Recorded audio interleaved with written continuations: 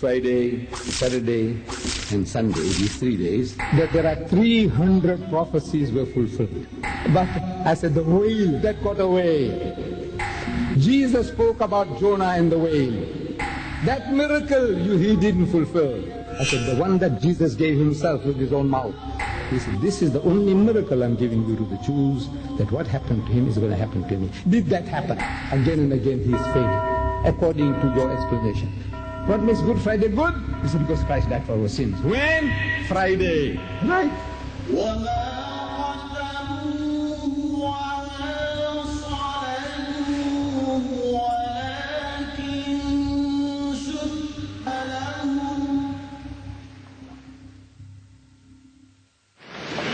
من الشيطان الرجيم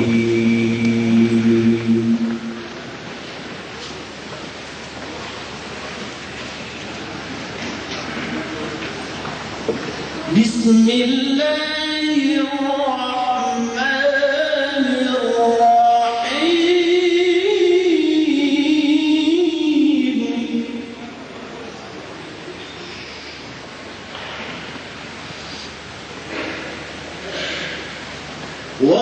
وقولهم إنا قتلنا المسيح عيسى ابن مريم رسول الله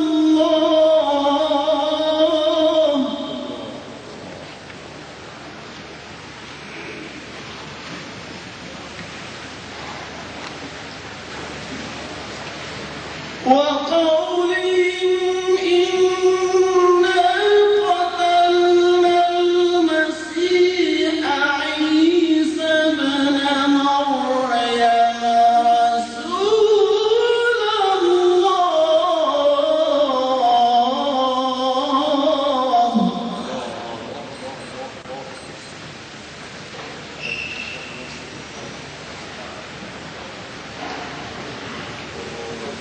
وما قتلوه وما صلبوه ولكن شبه لهم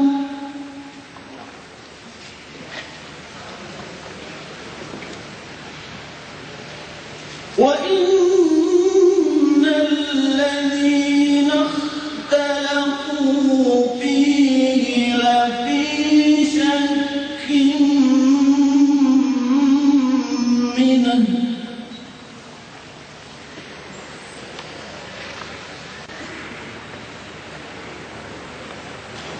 ما لهم به من علم إلا اتباع الظن وما قتلوه يقينا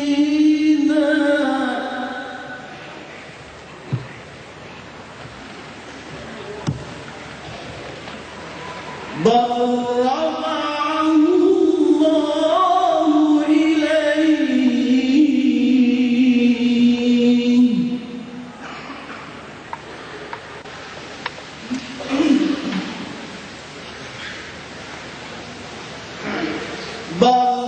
رفعه الله إليه وكان الله عزيزا حكيما صدق الله العظيم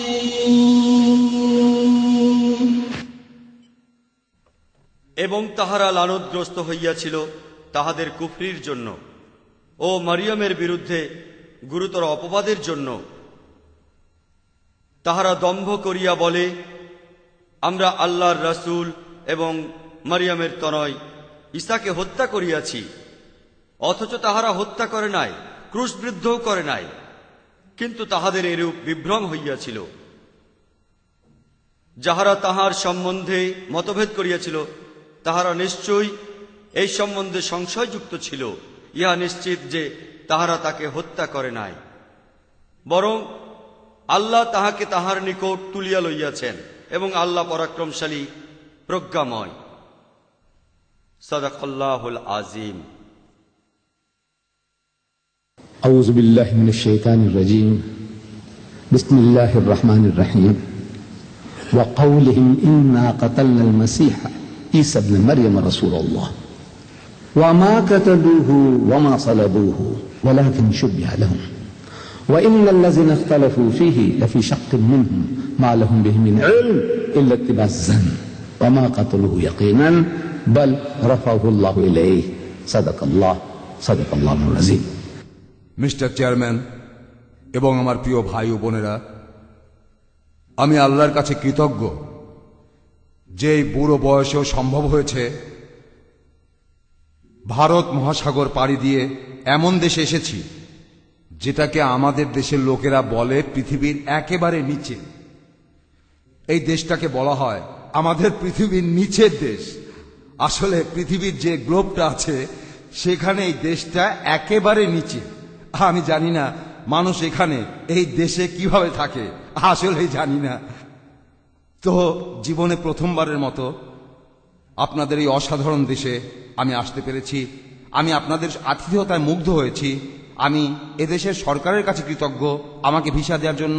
আর এখানকার লোকেরা আমাকে যেভাবে অভ্যর্থনা জানিয়েছে, প্রত্যেকটা জায়গাতে সহযোগিতা করেছে, তাদেরকে শুধু ধন্যবাদ জানালে কম বলা হয়ে যাবে। দোয়া করি আল্লাহ আপনাদের আরো সমৃদ্ধ করুক। আর এখানে এসে গত কয়েকদিনে আমার বেশ কিছু অসাধারণ অভিজ্ঞতা হয়েছে।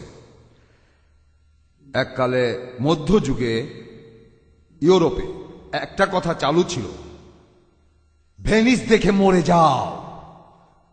তার অর্থ ভেনিস শহরে আপনি যে অপরূপ সৌন্দর্য দেখবেন, যে পানির উপর একটা শহর, চারিদিকে শুধু পানি। ভেনিস ইটালির একটা শহর, ভেনিস ভেনিস যে ভেনিস দেখে মরে যাও। এখন আমি দেশে ফিরে গিয়ে আমার লোকদের বলবো, সিডনি দেখে মরে যাও। না,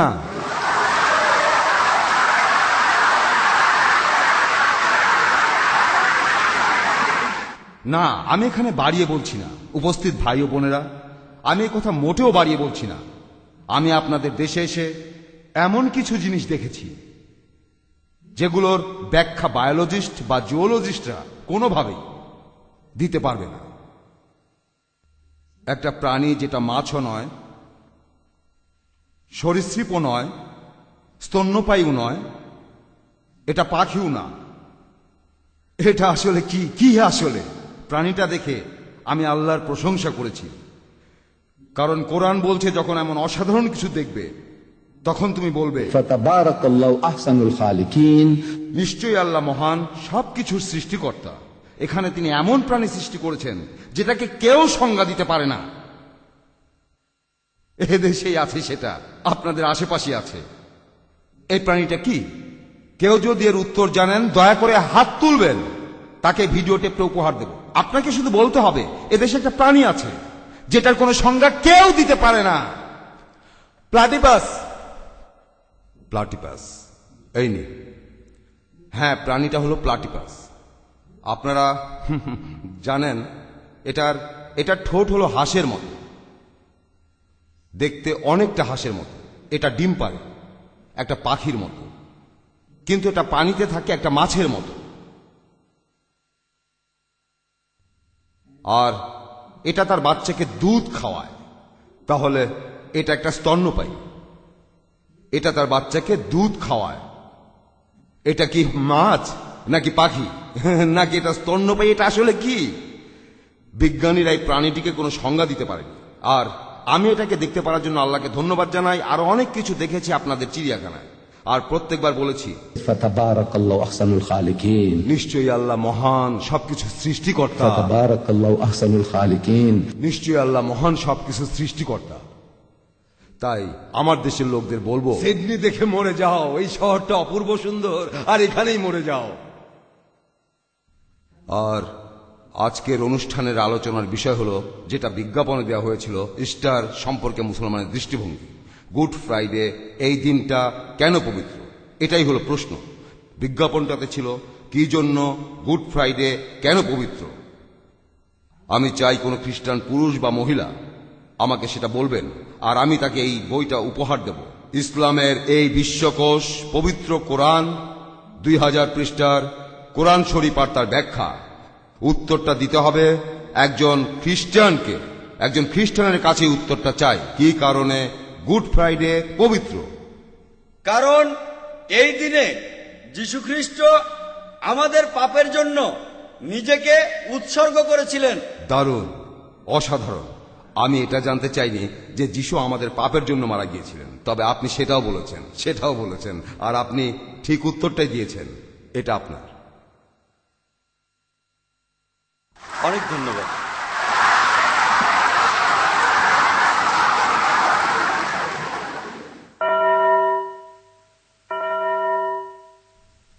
আমাকে অনেক জ্ঞানী লোক বলেছেন যে ইস্টারের এই 3টি দিনে, অর্থাৎ শুক্রবার, শনিবার আর রবিবার, এই 3 দিনে মোট 300টি ভবিষ্যৎবাণী ফলে গিয়েছিল।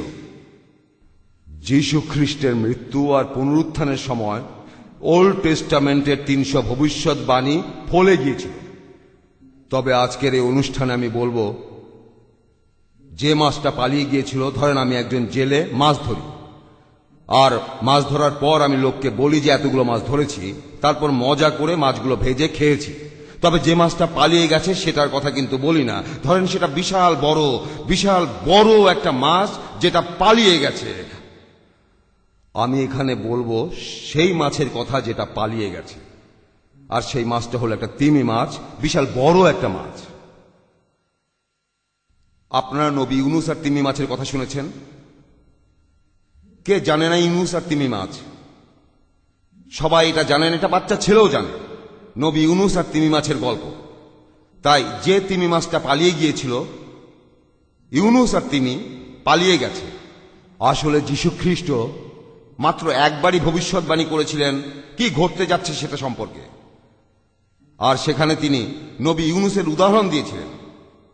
মানুষের মধ্যে একটা মজার ব্যাপার আছে। যখনই মানব জাতিকে বাঁচাতে ঈশ্বর প্রেরিত কোনো দূত আসেন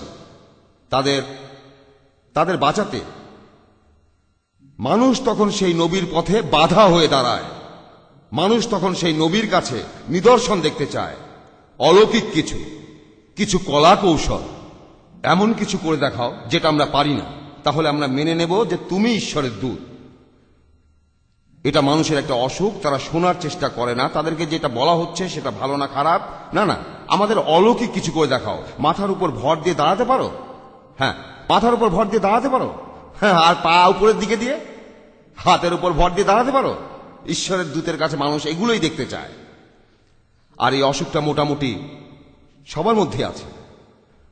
পবিত্র বাইবেলে আছে, আর নিউ টেস্টামেন্টের গসপেল অব ম্যাথুজে আছে, যে যখন যীশুখ্রিস্ট বললেন যে তিনিই হলেন মসীহ, প্রত্যাশিত ত্রাণকর্তা, অর্থাৎ খ্রিস্ট, ইহুদিরা এতে সন্তুষ্ট হল না, এটা মানতে পারল না। তারা যিশুর কাছে আসলো। ম্যাথিউয়ের 12 অধ্যায় 38 থেকে 40 অনুচ্ছেদে আছে, তারা যিশুর কাছে আসলো, তারপর বলল প্রভু। ব্যঙ্গ করে বলল, সম্মান দেখিয়ে নয়, ব্যঙ্গ করে বলল প্রভু। হিব্রু ভাষায় বললে রাবাই। মৌলানা শেখ। তারা এভাবে বলেছিল, আমরা আপনার নিদর্শন দেখতে চাই, আমরা অলৌকিক কিছু দেখতে চাই, যাতে আমরা বুঝতে পারি আপনি আসলে ঈশ্বরের প্রেরিত দূত। তারা ব্যঙ্গ করে বলেছিল। তাই যীশু খ্রিস্ট তখন রেগে গেলেন, খুব রেগে গেলেন, আর বললেন, একটা অসৎ আর ব্যভিচারী জাতি শুধু নিদর্শন দেখতে চায়, আর তাদেরকে কোনো নিদর্শন দেখানো হবে না। একটা অসৎ আর ব্যভিচারী জাতি। আজকের দিনের ভাষায় আমি আধুনিক শব্দগুলো ব্যবহার করছি না, এখানে আপনারা নিজেরাই ব্যাপারটা বুঝে নিন। একটা অসৎ আর ব্যভিচারী জাতি শুধু নিদর্শন দেখতে চায়, আর তাদের কোনো নিদর্শন দেখানো হবে না, কেবলমাত্র ইউনুসের নিদর্শনটি বাদে। কারণ ইউনুস 3 দিন এবং 3 রাত তিমির পেটে ছিলেন, আর ঈশ্বরের পুত্র সেই একইভাবে 3 দিন এবং 3 রাত পৃথিবীর পেটে থাকবেন। মাত্র একটা নিদর্শন, একটা অলৌকিক কাজ আমি তোমাদের করে দেখাবো আমার প্রমাণ হিসাবে। সেটা হলো ইউনুসের নিদর্শন, ইউনুসের অলৌকিক কাজ, আমারও অলৌকিক কাজ। আমি এবারে একটা প্রশ্ন করছি, নিদর্শনটা কি ছিল? যদি কোনো খ্রিস্টান বলতে পারেন, আর একটা কোরআন শরীফ আমি তাকে উপহার দেব। একজন খ্রিস্টানকে উত্তর দিতে হবে যে অলৌকিক কাজটা কি, ইউনুসের নিদর্শন, সেই নিদর্শনটা কি? কোন খ্রিস্টান প্লিজ আপনার হাত তুলুন, আপনার হাত তুলুন, তারপর আপনি উত্তরটা বলুন। ঠিক হতে পারে, ভুল হতে পারে। কোন খ্রিস্টান কি বলতে পারবেন অলৌকিক কাজটা কি, ইউনুসের নিদর্শন? আমি বলবো। কেউ নেই? আমি পারবো। কি? হ্যাঁ বাবা বলো। যিশু মারা যাওয়ার 3 দিন পর তিনি আবার ফিরে এসেছিলেন। তারপর তিনি না, ইউনুসের সাইন মানে ইউনুসের অলৌকিক কাজ। সাইন হলো অলৌকিক কাজ, এটা রোড সাইন না। এবার থামো এবং বসো। রোড সাইন না, এই শব্দটা ফ্রেঞ্চ বাইবেলে মিরাকল, মিরাকল এভাবেই বলা আছে, ইংরেজিতেও তাই। তবে ইংরেজি বাইবেলে বলছে সাইন, ফ্রেঞ্চ বাইবেলে মিরাকল। হ্যাঁ, আপনি শেষ করেন। না, আমরা এখানে ইউনুসের নিদর্শন নিয়ে কথা বলছিলাম। এখন আপনি বলেন।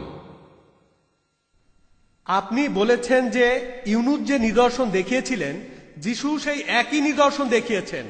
আর আপনি বাইবেল থেকে এখানে একটা উদ্ধৃতি দিয়েছেন, সেখানে 39 নং অনুচ্ছেদ বলছে আর তাদেরকে কোনো নিদর্শনই দেখানো হবে না, শুধুমাত্র ইউনুসের নিদর্শনটা ছাড়া। আপনি বলেন সেটা কি 40 অনুচ্ছেদও বলছে? আপনি একটু দাঁড়ান, দাঁড়িয়ে বলেন। হ্যাঁ দাঁড়ান। আমি আপনার পেছনের ভাইয়ের দিকে তাকিয়েছিলাম, না, আমি ভাবছিলাম বলছি যে কিভাবে তিনি ঠোঁট না নাড়িয়েই কথা বলছেন।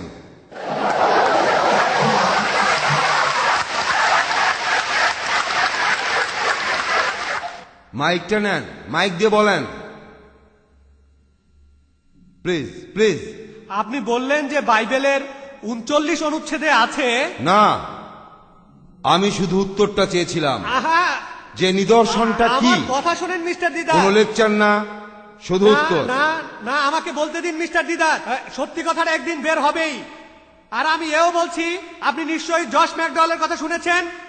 এখান থেকে আমি আপনাকে পরে প্লিজ, শোনাচ্ছি। প্লিজ, এখানে প্লিজ, বাইবেলে প্লিজ, আছে প্লিজ। 39 ভাই, থেকে একটু দয়া করে 41 শোনেন। অনুচ্ছেদে আছে সহজ উত্তরটা একটা অসৎ ও দেখেন। ব্যভিচারী জাতি আমার শুধু কথা নিদর্শনই শুনেন, দেখতে শোনেন, চায়। শোনেন ভাই, শোনেন কি? আমার কথাটা শোনেন। কি শুনবো? আমার কথা শোনেন। একটু আগে একজন সরাসরি উত্তর দিয়েছেন, আরেকজন তিনিও সরাসরি উত্তর দিয়েছেন। আর আপনি আমিও তো এখানে আপনাকে বাইবেল দাঁড়ান, থেকেই পড়ে দাঁড়ান, শোনাচ্ছি। দাঁড়ান, দাঁড়ান, আমার কি? কথা শোনেন। আপনি জশ ম্যাকডাওয়েলের কথা বলছেন। এখানকার সবাই শ্রোতারা কি জানে, জশ আপনি সেটা ম্যাকডাওয়েল জানেন। সম্পর্কে জানেন? ধর্মগ্রন্থ থেকে আমি আরে উদ্ধৃতি ভাই, দিয়েছি। আমিও তো আমি আপনাকে বলেছি, বাইবেল থেকে শোনেন, উদ্ধৃতি আমার দিচ্ছি, কথা মিস্টার শোনেন, দিদার। আমার কথাটা শোনেন। আমি বললাম যে আমি শুনছি। যিশু বলেছেন আমার নিদর্শন হলো ইউনুসের নিদর্শন। ইউনুসের যা হয়েছিল সেটাই আমার অলৌকিক কাজ, তার নিদর্শন আমারও নিদর্শন। আমার প্রশ্ন হলো, আমিও তো আপনাকে সেই নিদর্শনটা বাইবেল থেকেই কি? পড়ে শোনাচ্ছি। আমাকে পড়ে শোনানো লাগবে না, আমি আচ্ছা, বাইবেলের পুরোটাই আচ্ছা, জানি, ঠিক আছে, ঠিক আছে। সম্পূর্ণ বাইবেল।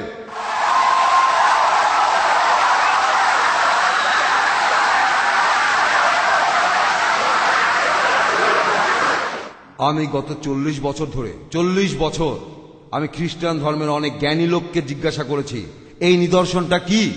আমি এই প্রশ্নের কোনো উত্তর পাইনি। কোনো খ্রিস্টানই বলতে পারবে না সেই সাইনটা কি। মিস্টার দিদার, আমি তো বলতে চেয়েছিলাম, আমারটা তো শুনলেন না। প্লিজ বসেন। সেই নিদর্শনটা কি, আর সেটা আপনি খুব সহজেই দেখতে পাবেন। খুব সহজ। আপনাকে সেক্ষেত্রে বুক অব জোনা পড়তে হবে। আপনাকে বাইবেলের বুক অব জোনা অধ্যায়টা পড়তে হবে। তবে খুঁজে বের করা কঠিন। এই বুক অব জোনা, বাইবেল এই অধ্যায়টা মাত্র 1 পৃষ্ঠা। এই 1000 পৃষ্ঠার মধ্যে একটা পৃষ্ঠা খুঁজে পাওয়া খুব কঠিন। এই 1000 পৃষ্ঠার মধ্যে একটা পৃষ্ঠা খুঁজে বের করা, এটা বেশ কঠিন। তবে আপনার এটা পড়ার দরকার নেই। যদি আপনি স্কুলে গিয়ে থাকেন, বাচ্চা ছেলেরা তারা ইউনুসের গল্পটা জানে। ইউনুস আর তিমির গল্প এটা সবাই জানে। ইহুদি বাচ্চারা জানে, খ্রিস্টান বাচ্চারা জানে, মুসলমান বাচ্চারা জানে, সবাই জানে ইউনুস আর তিমির গল্প। বাইবেলে বুক অব জোনাতে আছে যে সর্বশক্তিমান ঈশ্বর ইউনুসকে পাঠিয়েছিলেন নিনেভ শহরে।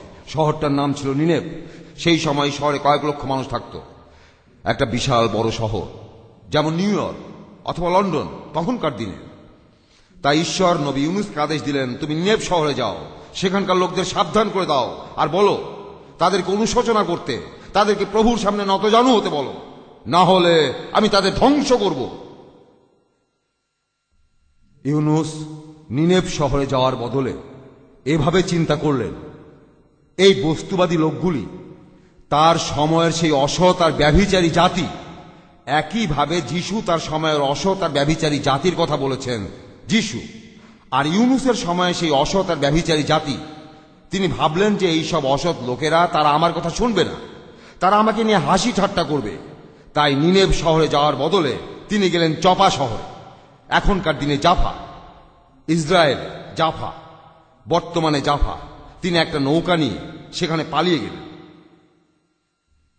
তখন সমুদ্রে একটা ঝড় উঠল, আর সেই ঝড় মোটেও থামে না। তখন সেই নৌকার নাবিকরা ভাবতে লাগলো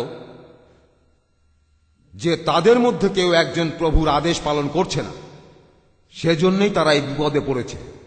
তাই তারা জিজ্ঞাসা করল, এই ঘটনার জন্য কে দায়ী? ইউনুস বুঝতে পারলেন যে তিনি এজন্য দায়ী, কারণ ঈশ্বর তাকে নিনেভ শহরে যেতে বলেছিলেন, আর তিনি ঈশ্বরের একজন নবী, ঈশ্বরের একজন সৈন্য। ঈশ্বরের কথা তার শোনা উচিত ছিল। এখানে নিজে থেকে সিদ্ধান্ত নেওয়ার কিছুই ছিল না। তিনি পালাচ্ছিলেন, তিনি তার প্রভুর আদেশ ফেলে পালাচ্ছিলেন। তিনি এগিয়ে গিয়ে বললেন, দেখো আমি সবকিছুর জন্য দায়ী, আমি প্রভুর আদেশ থেকে পালিয়ে বেড়াচ্ছি, তাই ঈশ্বর আমাকে মারতে চাচ্ছেন। এখানে তিনি নৌকাটা ডুবিয়ে দিয়ে আমাকে মারতে চাচ্ছেন, কিন্তু তোমরা নিরীহ মানুষরা কেন মারা যাবে? বরং এটা করলে ভালো হবে যে তোমরা আমাকে ধরে সমুদ্রের পানিতে ফেলে দাও। ঈশ্বর আমার মৃত্যু চাচ্ছেন, তাহলেই তিনি সন্তুষ্ট হবেন, তোমরা সবাই নিরাপদে থাকবে। তখন এই নাবিকরা, তারাও খুব ভালো মানুষ ছিল, তারা বলল যে না না না, তুমি যখন নৌকায় উঠেছ তোমাকে পুরো সময়টা প্রার্থনা করতে দেখেছি। সম্ভবত তার হাতে তসবিহ ছিল, হালালুয়া হালালুয়া হালালুয়া। তিনি সব সময় ঈশ্বরের প্রার্থনা করছিলেন। তাই নাবিকরা বলল, না না না, তুমি একজন ভালো মানুষ, একজন ধার্মিক মানুষ, তুমি এই অপরাধের জন্য দায়ী হতে পারো না। আমরা আমাদের নিজেদের পদ্ধতিতেই খুঁজে বের করব কে আসলে দায়ী। তারা তখন কাঠি দিয়ে ভাগ্য বিচার করল, অনেকটা পয়সা টস করার মতো, হেড না টেইল, হেড না টেইল। আর এই নিয়মে টস করে দেখা গেল যে ইউনুসই এখানে দায়ী লোক। তখন তারা ইউনুসকে ধরল আর তাকে সমুদ্রের পানিতে ফেলে দিল। Book of zona. 2 মিনিট লাগবে পড়তে, তবে দরকার নেই। এটা সবাই, সব বাচ্চাই এটা জানে, সব খ্রিস্টানই এটা জানে। তাই নাবিকরা তাকে ফেলে দিল আর ঝড়টাও থেমে গেল। সম্ভবত এই ব্যাপারটা কাকতালীয়, তবে ঝড়টা থেমে গেল। আর একটা প্রশ্ন করছি, যখন ইউনুসকে সমুদ্রে ফেলে দেয়া হলো তখন তিনি কি জীবিত নাকি মৃত? জীবিত, জীবিত। Thank you, thank you, thank you. দেখেন, এখানে আপনারা যদি বলতেন তিনি মৃত ছিলেন, তখন উল্টোটা বোঝানো কঠিন ছিল। তাই আমি বললাম যে আপনারা উত্তর দেওয়ার আগে আমি আপনাদের প্রশ্নটা সহজ করে দেব, যাতে সঠিক উত্তরটা দেন। কারণ আপনারা ভুল উত্তর দিলে আমাকে আবার প্রথম থেকে শুরু করতে হবে, তখন বোঝাতে হবে যে আপনারা ভুল। তাই সঠিক উত্তরের জন্য আপনাদেরকেও প্রশ্নটা সহজভাবে করব। আমি বলেছিলাম, ইউনুস নিজেই বলেছিলেন, তিনি নিজেই বলেছিলেন আমাকে ফেলে দাও। আর কেউ নিজে থেকে বললে তাকে গলা বেঁধে ফেলে দেওয়ার দরকার নেই, তার হাত অথবা পা ভেঙে ফেলার দরকার নেই। না, তিনি নিজেই বলেছিলেন আমাকে ফেলে দাও। কেন তাকে মেরে ফেলবো? কেন তার চোয়াল ভেঙে ফেলবো? করব না। তারপর আপনাদের প্রশ্ন করেছিলাম তিনি কি জীবিত ছিলেন নাকি মৃত, আর আপনারা সবাই একসাথে বলে দিলেন। তারপর আপনাদের প্রশ্ন করেছিলাম তিনি কি জীবিত ছিলেন নাকি মৃত, আর আপনারা সবাই একসাথে বললেন জীবিত। যখন কোনো মানুষ স্বেচ্ছায় মরতে চায় তখন তাকে অত্যাচার করার কোনো দরকার নেই। দরকার আছে? না, তিনি জীবিত ছিলেন। সঠিক উত্তর, সঠিক উত্তর। একটা বাচ্চাও উত্তর দিতে পারবে। একটা মাছ এসে তাকে গিলে ফেলল। জীবিত না মৃত? জীবিত, জীবিত। এবার আপনারা আরেকবার বলেন, জোরে বলেন, জীবিত। হ্যাঁ হ্যাঁ। সেই মাছের পেটের মধ্যে তিনি ঈশ্বরের কাছে প্রার্থনা করলেন। মরা মানুষ প্রার্থনা করে? মৃত মানুষ ঈশ্বরের কাছে প্রার্থনা করে নাকি? না। তাহলে তখন তিনি কি, জীবিত না মৃত? জীবিত। জীবিত, তিনি জীবিত। আর তৃতীয় দিনে মাছটা তাকে সমুদ্রের পাড়ে উগড়ে দিল। জীবিত না মৃত? জীবিত। আর এটা বাইবেলের সবচেয়ে বড় একটা অলৌকিক ঘটনা। এই ঘটনাটা পুরো বাইবেলের সবচেয়ে বড় অলৌকিক ঘটনা। এই ঘটনাটা কয়েক গুণ বেশি অলৌকিক। আপনি যদি কোনো মানুষকে সমুদ্রের মধ্যে ফেলে দেন তাহলে সে ডুবে যাবে, সে তাহলে মরে যাবে। সেটা অলৌকিক ঘটনা নয়। একটা মাছ এসে তখন তাকে গিলে ফেললো। একটা মাছ কোনো মানুষের সম্মান বুঝবে না যে ও আপনি ইউনুস, আপনি আল্লাহর একজন নবী, ও তাহলে আসেন, ভিতরে আসেন, আসেন, এমন না। কোনো মাছ কখনোই এমনটা করবে না।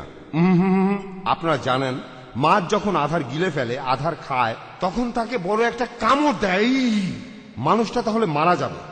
সেই মাছটা সেই লোকটাকে মেরে ফেললে এটা অলৌকিক ঘটনা নয়, কোনো ঘটনাই নয়। যদি মারা না যায় সেটা অলৌকিক ঘটনা। তিমির পেটে 3 দিন 3 রাত প্রচন্ড গরম আর শ্বাসকষ্টে তার মারা যাওয়ার কথা, কিন্তু তিনি জীবিত ছিলেন। 3য় দিনে তিনি বের হলেন। তিনি সাগরে জীবিত অবস্থায় গেলেন, ফিরে এলেন জীবিত হয়ে। তিনি এই সময়ের মধ্যে মারা যাননি আর পুনরুত্থানও হয়নি। না না, এটা হয়নি, তার পুনরুত্থান হয়নি। তিনি ছিলেন জীবিত, জীবিত, জীবিত, জীবিত। আর যিশু বলেছিলেন, যেভাবে নবী ইউনুস ছিলেন, ঈশ্বরের পুত্র সেভাবে থাকবেন। ইউনুসের অলৌকিক ঘটনা যে তিনি 3 দিন জীবিত ছিলেন, আর মানুষ ভেবেছিল তিনি মারা গেছেন। যখন সবাই ভেবেছে তিনি মারা গেছেন, তিনি তখন জীবিত, জীবিত। যিশু বলেছিলেন, আমার অলৌকিক কাজ ইউনুসের অলৌকিক কাজ। এখন আমি খ্রিস্টানদের প্রশ্ন করছি যে ইউনুস 3 দিন 3 রাত মাছের পেটে জীবিত ছিলেন, তিমি মাছের পেটে, সবাই এটা জানেন। আর আমি খ্রিস্টানদের প্রশ্ন করছি যে যিশু এই 3 দিন 3 রাত তিনি কি জীবিত ছিলেন না মৃত ছিলেন? আপনাদের চার্চ কি বলে? আপনাদের চার্চ কি বলে? এই পৃথিবীর মধ্যে আপনাদের 150 কোটি খ্রিস্টানরা কি বলেন? আপনাদের মতে এবং আমাদের মতে ইউনুস 3 দিন 3 রাত জীবিত ছিলেন। আর যিশু এই 3 দিন 3 রাত তিনি কি জীবিত ছিলেন না মৃত? মৃত। তিনি মৃত ছিলেন এই 3 দিন 3 রাত। আমি এখানে ইংরেজদের একটা প্রশ্ন করছি, প্লিজ স্যার আমাকে বলেন, আপনাদের ভাষায় বলেন, ইউনুস জীবিত ছিলেন, যিশু মারা গিয়েছিলেন, এটা কি ইউনুসের মতো নাকি তার মতো নয়? আপনাদের ভাষায় বলেন। এসব কি বলছেন আপনি? না না না না, এটা আপনাদের ভাষা। আপনারাই আমাকে ইংরেজি শিখিয়েছেন। আপনারা ব্রিটিশরা, আপনারা আমার দেশ ইন্ডিয়া জয় করেছেন। আপনারা আমার ইন্ডিয়াকে শাসন করেছেন 190 বছর। আমার জন্ম একজন ব্রিটিশ প্রজা হিসাবে। আর আমার ব্রিটিশ পাসপোর্টটা 69 বছরের পুরনো। আমার পাসপোর্টটা 69 বছরের পুরনো। আমার বয়স এখন 78। আমার পাসপোর্টটা 69 বছরের পুরনো। আর এটা নিয়ে আমি লন্ডনের অনেক মানুষকে বলেছি আমি অনেক বেশি ব্রিটিশ আপনাদের অনেকের চাইতে। আর তখন আমার পাসপোর্টের বয়স ছিল 65 বছর। আপনাদের কতজনের বয়স 65 বছর? তাই আমি তখন ব্রিটিশ ছিলাম, আগের 65 বছর ধরে ব্রিটিশ ছিলাম। আমি একজন ব্রিটিশ, আমার ব্রিটিশ পাসপোর্ট। আর আপনারাই আমাকে ইংরেজি শিখিয়েছেন, আপনারাই আমাকে ইংরেজি শিখিয়েছেন। তাই আমি ইংরেজদের কাছে প্রশ্ন করছি আপনাদের ভাষায়, এটা কি ইউনুসের মতো না তার মতো নয়? এটা ইউনুসের মতো নয়। থ্যাংক ইউ, অনেক ধন্যবাদ ভাই। তবে একটা কথা ভাই, আপনাকে অনেক অনেক ধন্যবাদ। এটা ইউনুসের মতো নয়। তাই যদি ইউনুসের মতো না হয় তাহলে হয়তো যিশু সবার সাথে প্রতারণা করেছেন। যিশুর কথা, তিনি বলেছেন তিনি ইউনুসের মতো হবেন, আর আপনারা বলছেন তিনি ইউনুসের মতো হননি। তাহলে হয় তিনি মিথ্যা বলেছেন, মানুষের সাথে প্রতারণা করেছেন, অথবা আপনারা সবাই ভুল বুঝেছেন। আর কি হতে পারে? হয় তিনি মিথ্যা বলেছেন, তিনি সবার সাথে প্রতারণা করেছেন, অথবা আপনারা সবাই ভুল বুঝেছেন। এখন বলেন এর কোনটা সত্যি? হয় তিনি মিথ্যা বলেছেন অথবা আপনারা ভুল বুঝেছেন। এখন আমি বলছি তিনি মিথ্যা বলেননি।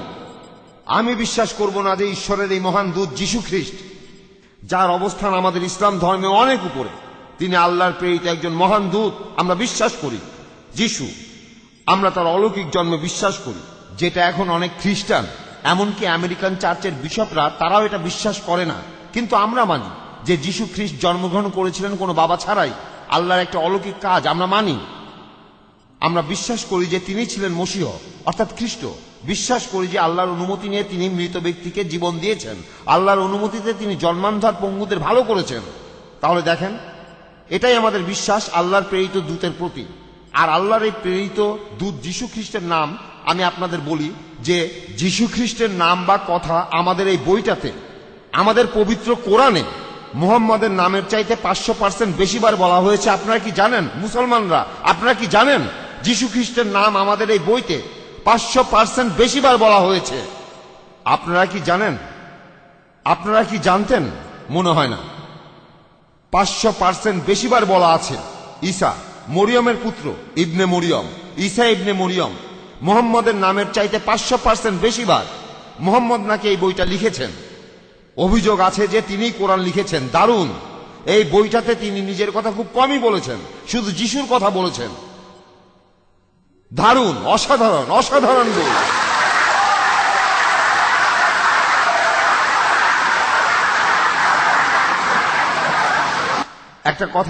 একটা কথা বলি, ভ্যাটিকান সিটির পোপ দ্বিতীয় জন পল, তিনি একটা বই লিখেছিলেন, নাম crossing the threshold of hope.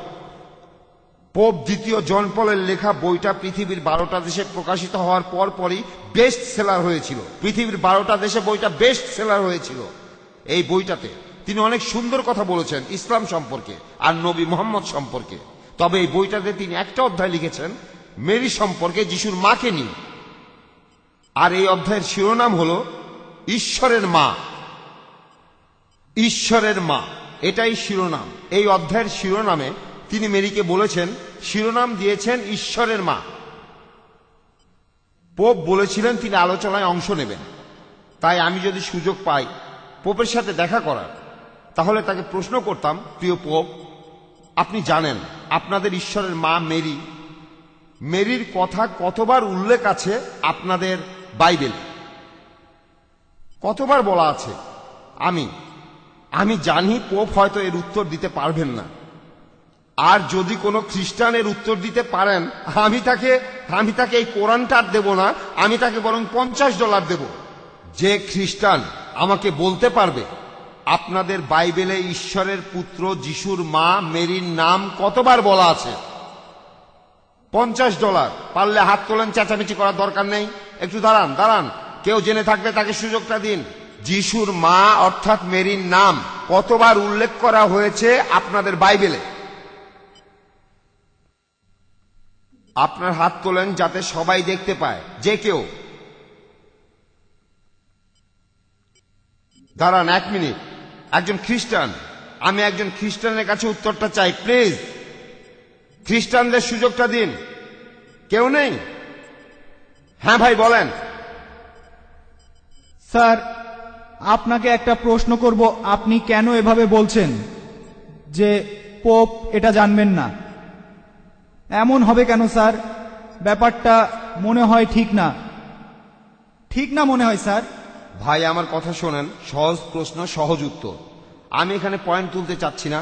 আমি বলেছি যীশু খ্রিস্টের মা মেরি ঈশ্বরের মায়ের নাম, আপনাদের ঈশ্বরের মায়ের নাম আপনাদের বাইবেলে কতবার উল্লেখ করা হয়েছে। আমি বলেছি পোপ সম্ভবত এটা জানেন না, এটা তিনি নাও জেনে থাকতে পারেন। এই জন্য তাকে কোনো দোষ দিচ্ছি না, আমি এখন বলছি কোন খ্রিস্টান কি আমার এই প্রশ্নের উত্তর দিতে পারবেন? ওই যে একজন ভাই চলে যাচ্ছেন। খুব ভালো কথা, এটা আপনার নিজের ব্যাপার, যেটা ভালো মনে করেন। আমার লেকচার শোনা বাধ্যতামূলক না। আপনি ভাবছেন এটা আপনার জন্য খুব ভারী হয়ে যাচ্ছে।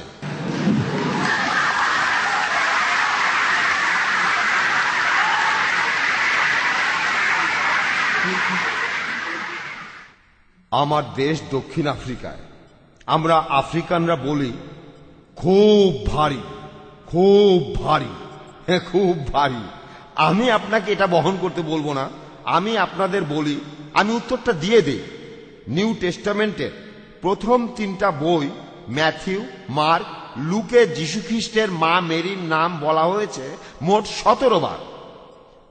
আপনারা চেক করে দেখতে পারেন, 17 বার।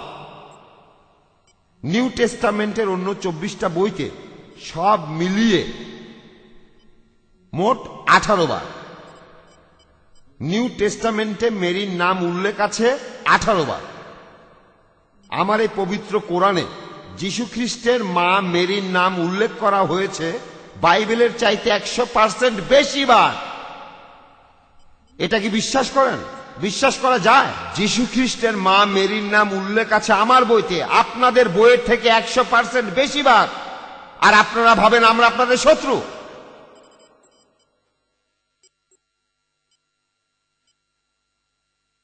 যীশু খ্রিস্টের মা মেরির নাম উল্লেখ আছে আমার বইতে আপনাদের বইয়ের থেকে 100% বেশি বার, আর আপনারা ভাবেন আমরা আপনাদের শত্রু।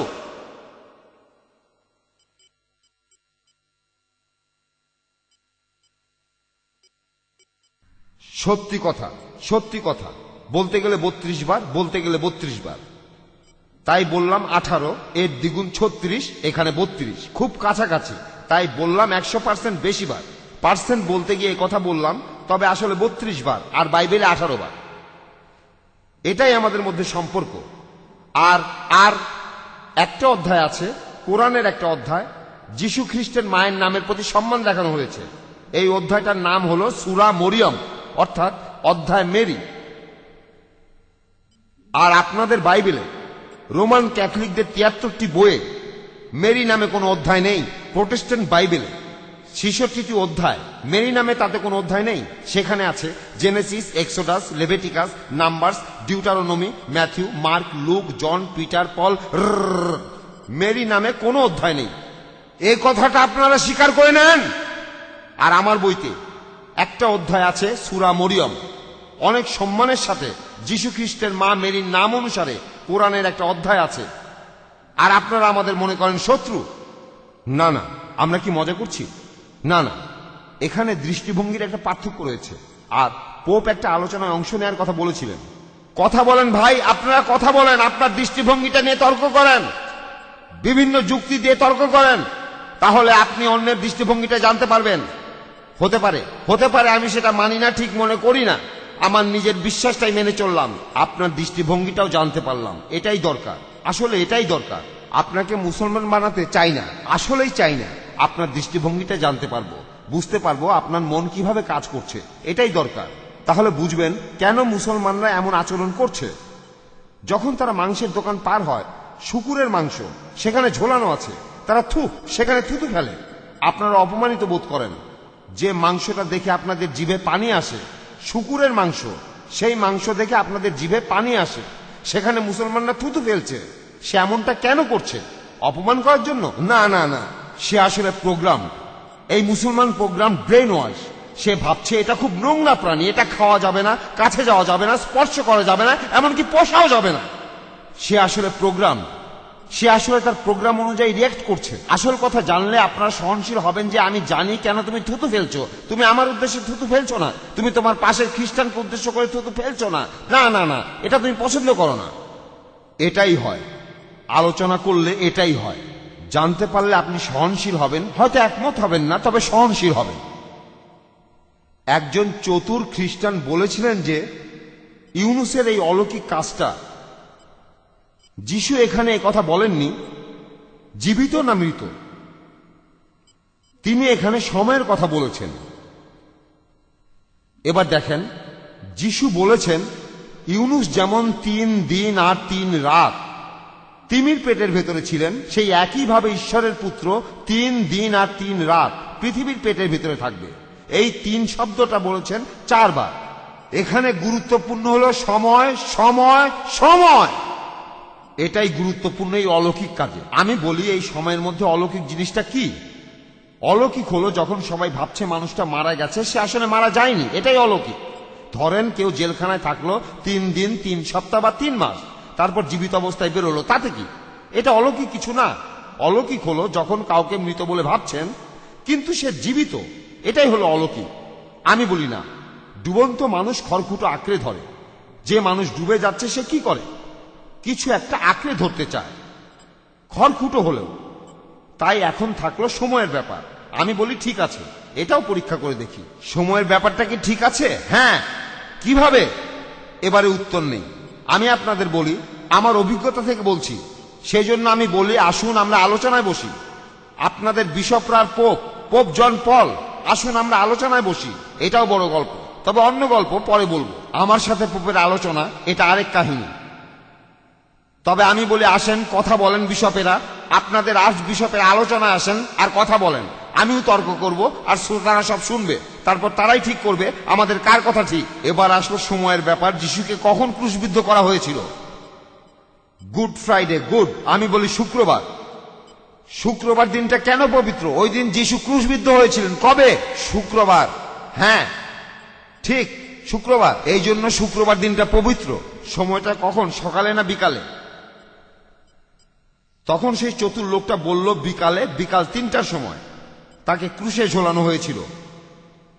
আর ক্রুশে ঝোলানো অবস্থায় কোনো মানুষ 3 ঘন্টায় মারা যাবে না। এই ক্রুশে ঝোলানোর পদ্ধতিটা ছিল ধীর গতির আর যন্ত্রণাদায়ক মৃত্যু।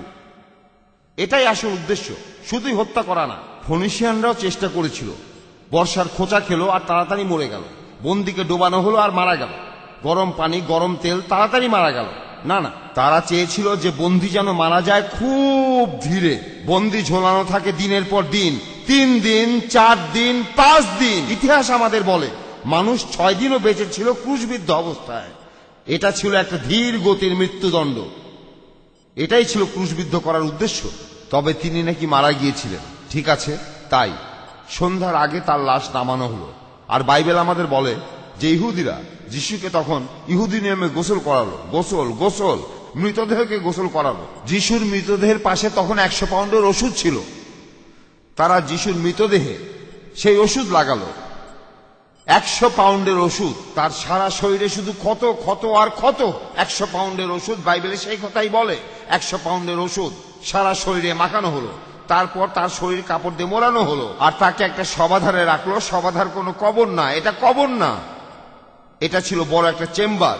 আর জিম বিশপ বলেছেন, একজন খ্রিস্টান লেখক তার বই দ্য ডে ক্রাইস্ট ডাইড, সেখানে তিনি লিখেছেন যে সেই চেম্বারটা ছিল 5 ফুট চওড়া, 7 ফিট উঁচু আর 15 ফিট লম্বা। এই ঘরটা ছিল বড় একটা চেম্বারের মতো, আর সেই চেম্বারটা ছিল বেশ গভীর।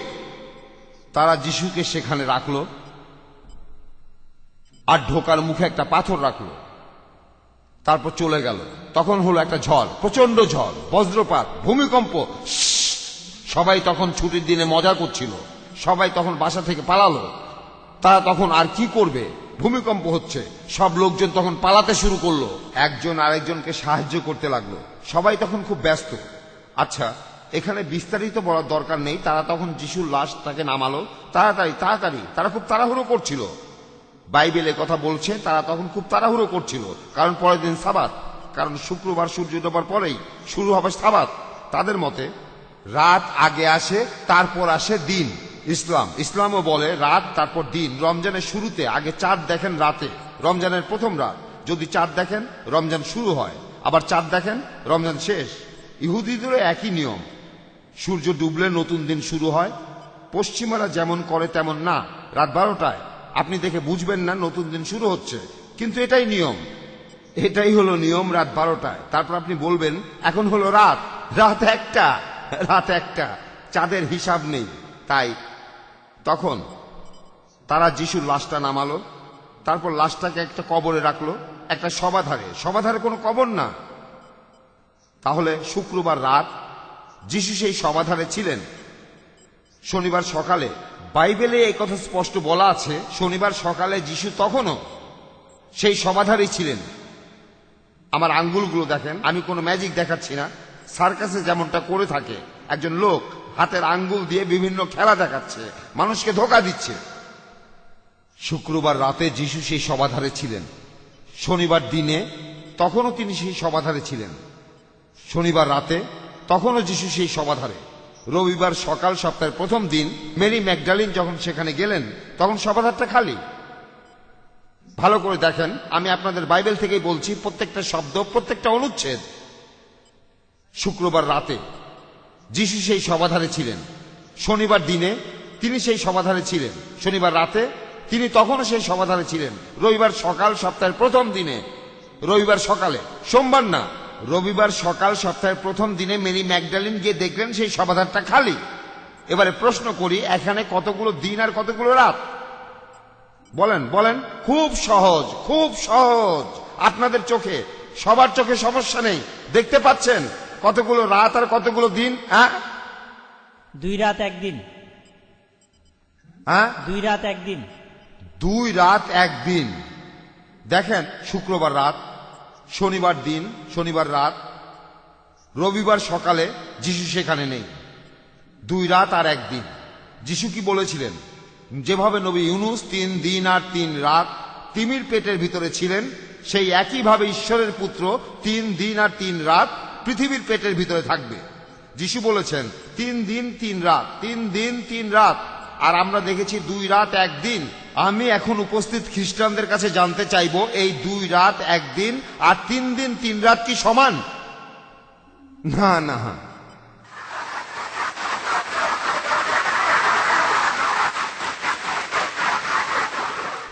আপনারা জানেন আইনস্টাইন আপনাকে বাঁচাতে পারবে না, কোনো আইনস্টাইন বাঁচাতে পারবে না। ভালো করে দেখেন, খুব সহজ, গুণে দেখেন। 2 রাত আর 1 দিন। যিশু বলেছেন 3 আর 3, এ কথাটা তিনি 4 বার বলেছেন, আর আমরা পাচ্ছি 2 রাত 1 দিন। আবারও আপনারা পা পিছলে পড়লেন। আপনারা এখানে ভুলটা করছেন। মুসলমান হিসাবে আমি বলবো আপনারা ভুল করছেন। এই ভুলটা আপনাদের। আমি বলছি না যে আপনাদের বাইবেলই ভুল, এমন কোনো কথা বলছি না, এ কথা আমি বলছি না। ভালো করে দেখেন, আপনারা ইংরেজি ভাষার লোকেরাই আমাকে কিং জেমস ভার্সনের বাইবেল দিয়েছেন, আর এর ইংরেজিটা পছন্দ করি, বেশ পছন্দ করি, সত্যি করি। আর এখন আপনাদের দেয়া এই বাইবেল আমি পড়লাম আর দেখলাম আপনারা যা বলছেন তার উল্টোটা আমি সেরকমই দেখছি। এখন আমি প্রশ্ন করছি, এটা কি ইউনুসের মতো নাকি তার মতো নয়? এই 3 দিন 3 রাত কি এটা সমান? আমি আপনাদের বলছি, আপনাদের প্রশ্ন করছি, উত্তর দেন। এই কথাগুলো আপনারাই আমাকে বলেছেন, আমি বাইবেলের কথাগুলো পড়েছি, আপনারাই আমাকে কথাগুলো বলেছেন, আপনারাই বলেছেন। এখন রবিবার সকালে সপ্তাহের প্রথম দিনে মেরি ম্যাগডালিন সমাধিতে গেল। মেরি কেন গেল? বাইবেল বলছে যিশুকে মালিশ করতে। এখন অ্যানোয়েন্ট শব্দটার অর্থ ম্যাসাজ। আমরা মাসা করি, যেমন আমরা মুসলিমরা নামাজের আগে অজু করি। অজু করার সময় আমরা কি করি? আমরা হাতে পানি নিয়ে এটাকে কি বলে? মাসা। মাসা মানে মেসেজ, হিব্রুতে অ্যানোয়েন্ট মানে মেসেজ, অ্যানোয়েন্ট। এখন প্রশ্ন হলো, মেরি সেখানে গেল কেন? যিশুকে মেসেজ করার জন্য, মালিশ করতে। এখন আমার প্রশ্ন, ইহুদিরা কি 3 দিন পরে মৃতদেহ মেসেজ করে নাকি? খ্রিস্টানরা 3 দিন পর মৃতদেহ মেসেজ করে না। মুসলিমদের সাথে ইহুদিদের অনেক মিল রয়েছে, অনেক রীতিনীতিতেই। আমরা কি 3 দিন পরে মৃতদেহ মেসেজ করি নাকি? না। তাহলে কেন একজন মহিলা একটা মৃতদেহকে মেসেজ করতে যাবে 3 দিন পরে?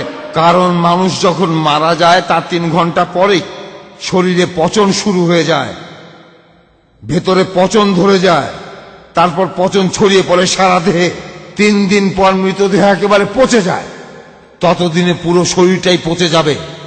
এমন মৃতদেহকে মেসেজ করলে তো টুকরো টুকরো হয়ে যাবে। তাহলে সে কেন গেল? সে জীবিত যিশুকেই খুঁজছিল। মেরি ছিল একমাত্র মহিলা, আর একজন জানতো যে যোসেফ অ্যারামেথিয়া যে যিশুকে সমাধিতে রেখেছিল, আর জানতো মেরি ম্যাগডালিন। মেরি তাহলে জানতো যে যিশু জীবিত আছেন। যিশুকে ক্রুশ থেকে যখন নামানো হলো, মেরি তার শরীরে জীবনের চিহ্ন দেখেছিল। 3 দিন পরে মেরি সেখানে গেল চিকিৎসা করার জন্য। সে তখন ভাবছিল কিভাবে সমাধির পাথরটা সরাবে। যখন মেরি যিশুর সমাধির কাছে গেল, তখন অবাক হয়ে দেখল যে পাথরটা সরানো হয়ে গেছে। তখন মেরি সেই গুহার মধ্যে উকি দিল আর দেখল সমাধিটা খালি। মেরি তখন কাঁদতে শুরু করলো, কারণ সে আসলে এমন কিছু আশা করেনি। যিশু তাকে দেখছিলেন কাছাকাছি জায়গা থেকে, স্বর্গ থেকে না, এই পৃথিবী থেকেই।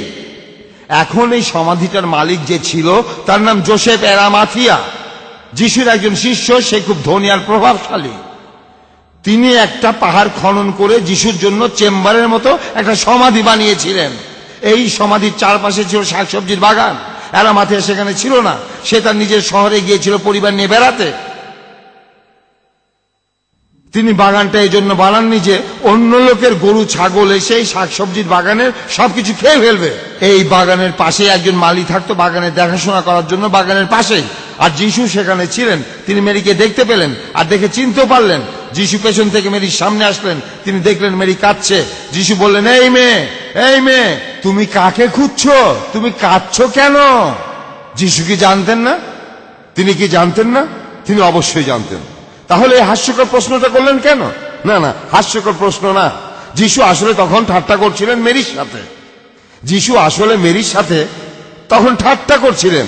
এই মেয়ে, তুমি কাঁদছো কেন? তুমি কাকে খুঁজছো? মেরি, আমি এখানে বাইবেল থেকে উদ্ধৃতি দিচ্ছি, মেরি যিশুকে মনে করলো বাগানের মালি। যিশুকে দেখে মালি মনে করেছিল কেন? পুনরুত্থান হওয়ার পর কি মালির মতো দেখা? পরকালে যখন আমাদের পুনরুত্থান হবে, সবাই বেঁচে উঠবে, সবাইকে তখন মালির মতো দেখাবে। তাহলে পরকালে একজন মহিলা তার স্বামী, বাবা বা দাদাকে চিনতে পারবে না, সবাই দেখতে মালির মতো, তার ছেলে তাকেও মালির মতো দেখতে। এমনই নাকি ব্যাপারটা? না, আপনার যখন পুনরুত্থান হবে সবাই আপনাকে দেখে চিনতে পারবে, কারণ সেটাই আসল আপনি।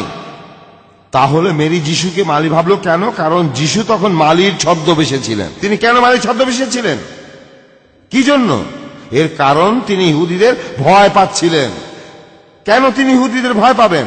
এর কারণ তিনি আসলে মরেননি, তিনি মৃত্যুকে জয় করেননি। যদি মারা যেতেন, যদি মৃত্যুকে জয় করতেন, তাহলে তো ভয় পাওয়ার কিছু নেই, কারণ পুনরুত্থান হওয়া শরীর দ্বিতীয়বার মরতে পারে না। যদি প্রশ্ন করেন কে বলেছে, উত্তর হলো বাইবেল। বাইবেলে আছে পৃথিবীর প্রত্যেকটা মানুষ একবার মৃত্যুবরণ করবেই, তারপর আসবে শেষ বিচারের দিন। আপনি দুইবার মরবেন না। তাই যিশু যদি মৃত্যুকে জয় করতেন তাহলে কাউকে ভয় পেতেন না, কেউ তাকে আর মারতে পারবে না। কিন্তু যিশু অল্পের জন্য মৃত্যুর হাত থেকে বেঁচে এসেছেন। যদি ধরা পড়ে যান, ইহুদিরা তাহলে এবার তাকে ছাড়বে না, একেবারে মেরে ফেলবে। সেজন্য তিনি একজন মালির ছদ্মবেশে ছিলেন। মেরি যিশুকে একজন মালি মনে করেছিল। মেরি বলল, স্যার, আপনি যদি তাকে নিয়ে যান তাহলে বলেন তাকে আপনি কোথায় রেখেছেন? বিশ্রামের জন্য, আরামের জন্য, আরোগ্য লাভের জন্য? কোথায় কবর দেওয়া হয়েছে সেটা নয়। বাইবেলে এরকম 30টা পয়েন্ট আছে। আমি একটা বই লিখেছি, নাম হলো ক্রুসিফিকশন অর ক্রুসিফিকশন। বইটা আপনারা এই দেশে কিনতে পাবেন, তবে আমাকে চিঠি লিখলে আপনারা বইটা পাবেন। এরপর আরেকটা বই লিখেছি, দ্য চয়েস, সেই বইটাও পাবেন। আমি এখন আমার খ্রিস্টান ভাই বোনদের উৎসাহ দেখতে চাই, আমি তাই আপনাদের বলবো আপনারা প্রশ্ন করেন। আর এখানে প্রশ্ন করার জন্য 2টা মাইক আছে, এই পাশে একটা মাইক আর এই পাশে একটা মাইক। প্রশ্ন করতে চাইলে আপনারা লাইনে দাঁড়ান, তারপর একে একে প্রশ্ন করবেন। প্রথমে ডান দিক থেকে, তারপর বাম দিক থেকে। ডানে একটা প্রশ্ন, বামে একটা প্রশ্ন। তবে খ্রিস্টান ভাই বোনদের প্রশ্ন করার সুযোগ দেবেন। এই যা মুসলিম ভাই বোনরাও আমাকে প্রশ্ন করবেন, তবে খ্রিস্টান ভাই বোনদের সুযোগ দেবেন আগে প্রশ্ন করার জন্য। Mister chairman.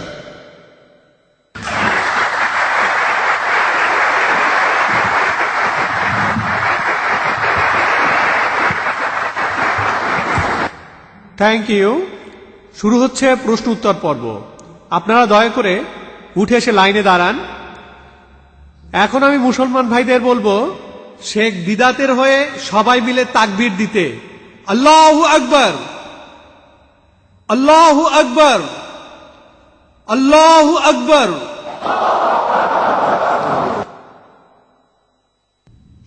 আমরা দেখতে পাচ্ছি অনেকেই প্রশ্ন করার জন্য এসেছেন।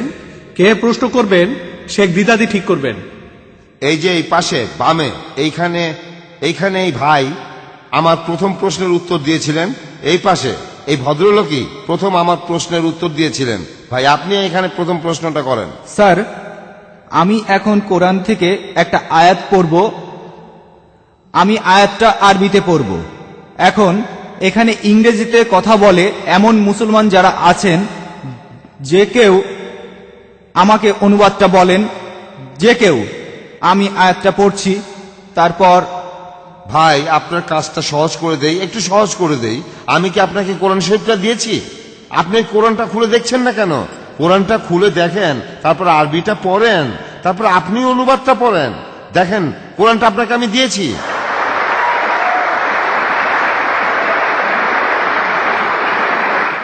দেখেন ভাই, আপনাকে সময় দেওয়া হলো, আপনাকে সুযোগ দেওয়া হলো। কি করবেন? কোরআনটা খুলে দেখেন, আয়াতটা খুঁজে বের করেন, আয়াতটা আরবিতে পড়েন, তারপর অনুবাদটা করেন।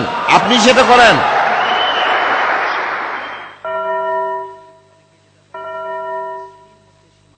ভাই বলেন। হ্যাঁ মিস্টার দিদার, আপনি জানেন আমি একজন খ্রিস্টান, আর আপনি যীশু খ্রিস্টকে নিয়ে যেসব কথা বলেছেন তাতে আমি বেশ অবাক হয়েছি। আপনাদের আফ্রিকান কোরআনে, এই কোরআনে লেখা হয়েছে, ছাপানো হয়েছে এইমাত্র কিছুদিন আগে, আপনি আর আপনার ইসলামিক সংস্থাই বের করেছেন দক্ষিণ আফ্রিকায় বেশ কিছু জায়গায় সূরা আল ইমরানে আছে, সূরা মাইদায় আছে, এখানে বলা হয়েছে যিশুর কথা। যেমন ধরেন সূরা আল ইমরানে আছে, আফ্রিকান ভাষায় কথাটা বলা আছে এভাবে, তোমাকে মৃত্যুর জন্য প্রস্তুত হতে বলছি। দক্ষিণ আফ্রিকার মুসলমানরা কোরআন শরীফের এই অনুবাদটাই পড়ে, আর আপনিও বলেছেন যিশু মারা গিয়েছিল। আপনার লেকচারে বলেছেন, আপনার বইতে লিখেছেন দ্য চয়েস। আপনার এই বইটা আমি 6 বছর আগে পড়েছি। এটাই আছে সম্ভবত 10 নম্বর অধ্যায়ে।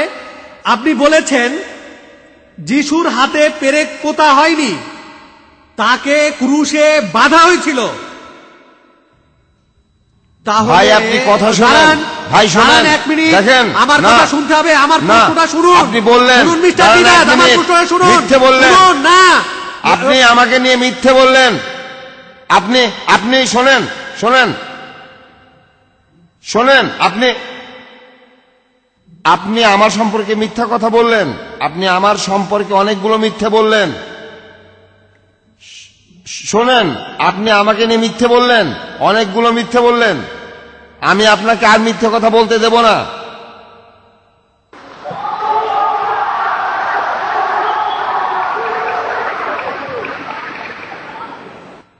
এখন দেখেন এই ভদ্রলোক এখন এখানে উনি ইংরেজিতে লেকচার শুনলেন, হ্যাঁ উনি এখন আমার লেকচার ইংরেজিতে শুনলেন। তারপর উনি বলতে লাগলেন আফ্রিকান কোরআন নিয়ে, আফ্রিকান ভাষা আমি জানি না। তারপর আমার বইটার কথা বললেন।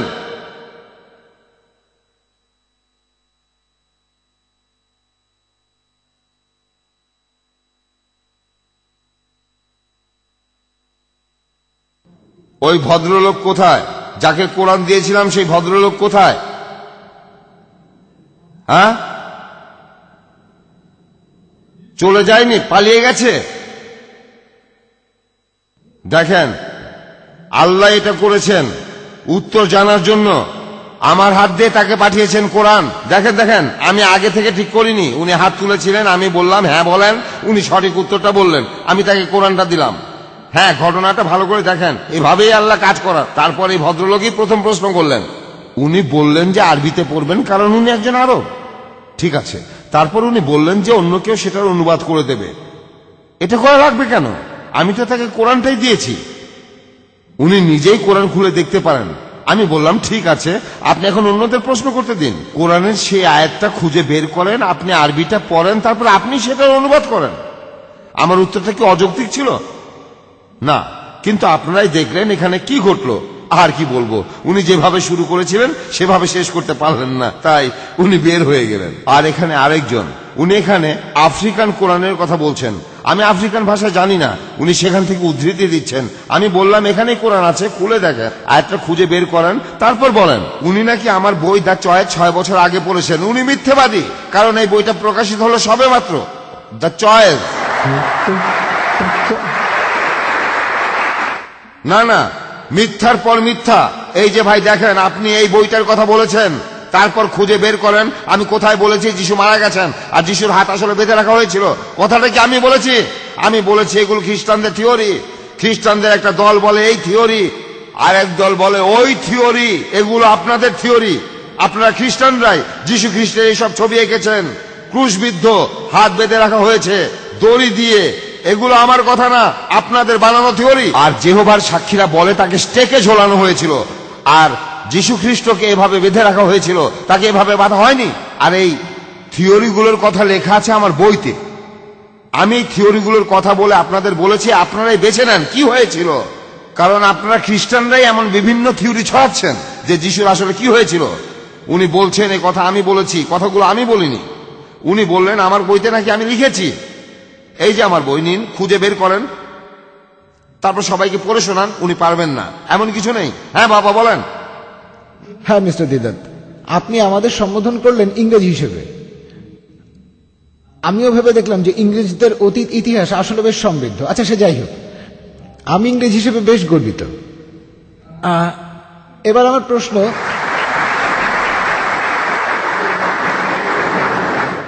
দাঁড়ান এক সেকেন্ড, আপনাকেও একটা কথা বলি। আমাকে দেখছেন?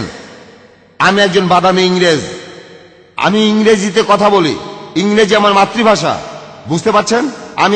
আমি স্বপ্ন দেখি ইংরেজিতে, চিন্তা করি ইংরেজিতে। আর না না, আর মনোবিজ্ঞানীরা বলেন যে আপনি যে ভাষায় স্বপ্ন দেখেন, আপনি যে ভাষায় চিন্তা করেন, সেটাই আপনার মাতৃভাষা।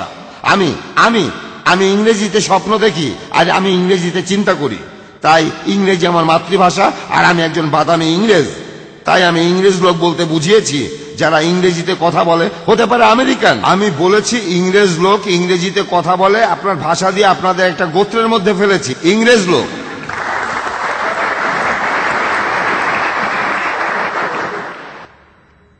আচ্ছা আপনি ইংরেজ বলতে আসলে আপনাকেও বুঝিয়েছেন? আমি বাদামি ইংরেজ, বাদামি। এবার আমার প্রশ্নটা করি, আপনি এখানে দেখবেন ম্যাথুয়ের 12 অধ্যায়ে আছে সাইন অফ জোনা, আর এখানে আপনি দেখবেন যে ইউনুস নবীর সাথে যীশু খ্রিস্টের কিছু ব্যাপারে মিল আছে আর কিছু কিছু ব্যাপারে মিল নেই। যেমন যীশুকে ক্রুশে ঝুলানো হয়েছিল আর ইউনুসকে সমুদ্রে ফেলা হয়েছিল, একটা পার্থক্য। আর একটা হলো ইউনুস ঈশ্বরের কথা না মেনে পালাচ্ছিলেন, যীশু ঈশ্বরের কথা মেনেছেন, এটা হলো আরেকটা পার্থক্য, 2 নম্বর পার্থক্য। আরেকটা হলো ইউনুস জেন্টাইলদের দেশে ছিলেন, তিনি ছিলেন বিদেশে, আর যীশু তখন ইহুদিদের দেশে, নিজের দেশেই ছিলেন, 3টা পার্থক্য বলল। আর আপনি আপনার লেকচারে আরো একটা কথা বললেন যে যীশু এখানে সময়ের উপর গুরুত্ব দিচ্ছেন, 3 দিনের উপরে। আপনি এখানে আরো বললেন যে যীশু খ্রিস্টের কথা কোরআন শরীফেও উল্লেখ করা হয়েছে। আমি ধর্মগ্রন্থগুলোকে গুরুত্বের সাথেই নিচ্ছি, কিন্তু যদি পুরো ব্যাপারটা ভালোভাবে বুঝতে চান আপনাকে পুরো বইটাই পড়তে হবে, পুরো বইটা। আমি এখানে বুক অফ ম্যাথিউ থেকে বলছি, বলা আছে যীশু 3 দিন পর বেঁচে উঠবেন। এখানে আমার কাছে বাইবেলের ইংরেজি ভার্সনটা আছে, যেটা হলো আসলে হিব্রুর অনুবাদ। বুক অফ ম্যাথিউ 16 অধ্যায় 21 অনুচ্ছেদ বলছে যে সেই সময় যীশু খ্রিস্ট তার শিষ্যদের বললেন তিনি অবশ্যই জেরুজালেমে যাবেন, আর সেখানে পুরোহিতরা আর অন্যান্য লোকজন তাকে অত্যাচার করবে এবং তাকে মেরে ফেলা হবে, আর 3য় দিনে যীশু বেঁচে উঠবেন। আমার ধারণা আপনি এগুলো পড়েছেন যে বলা হয়েছে যীশু 3 দিন পর বেঁচে উঠবেন। অবশ্য সবকিছু ঈশ্বরের ইচ্ছাতেই হয়েছে। বাইবেলেও বলা হয়েছে যে যীশু মারা যাবেন আর 3 দিন পর বেঁচে উঠবেন। এ ব্যাপারে আপনি কি বলবেন? এখানে আমি যেসব উদ্ধৃতি দিলাম সেগুলা বাইবেলের মধ্যেই আছে। যীশুর কি হয়েছিল সে ব্যাপারে কিছু বলেন। বাবা শোনেন, আপনাকে এখানে বুঝতে হবে যীশু ইউনুসের নিদর্শনের কথা বলেছিলেন, অর্থাৎ অলৌকিক কিছু। সাইন মানে অলৌকিক, সাইন মানে এখানে কোনো রোড সাইন নয়, কোনো রোড সিগন্যাল নয়। 2000 বছর আগে জেরুজালেমে কোনো রোড সিগন্যাল ছিল না। এখানে যীশু রোড সাইনের কথা বলছেন না, তিনি অলৌকিক কাজের কথা বলছেন। যখন ইহুদিরা তার কাছে নিদর্শন দেখতে চাইল, কোনো রোড সাইন না।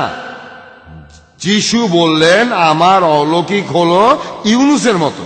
আর ইউনুস নবীর অলৌকিক কাজটা হলো যে সবাই ভেবেছিল তিনি মারা গেছেন 3 বারের বেশি, কিন্তু তিনি মারা যাননি। ধরেন আমার একটা বন্দুক আছে, তারপর আমি রেগে গিয়ে আপনাকে 6 বার গুলি করলাম একেবারে হার্টে, আপনি ঝাঁকি খেলেন, তারপর মারা গেলেন।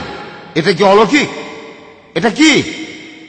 কিন্তু ধরেন আমি আপনাকে 6টা গুলি করলাম আর আপনি হাসছেন, এটা অলৌকিক। হ্যাঁ হ্যাঁ, এটাই অলৌকিক, এটা অলৌকিক কাজ। আপনার হার্টে আমি 6 বার গুলি করলাম আর আপনি হাসছেন, এটা অলৌকিক। আপনাকে আমি তখন ভয় পাবো, এটা জানেন?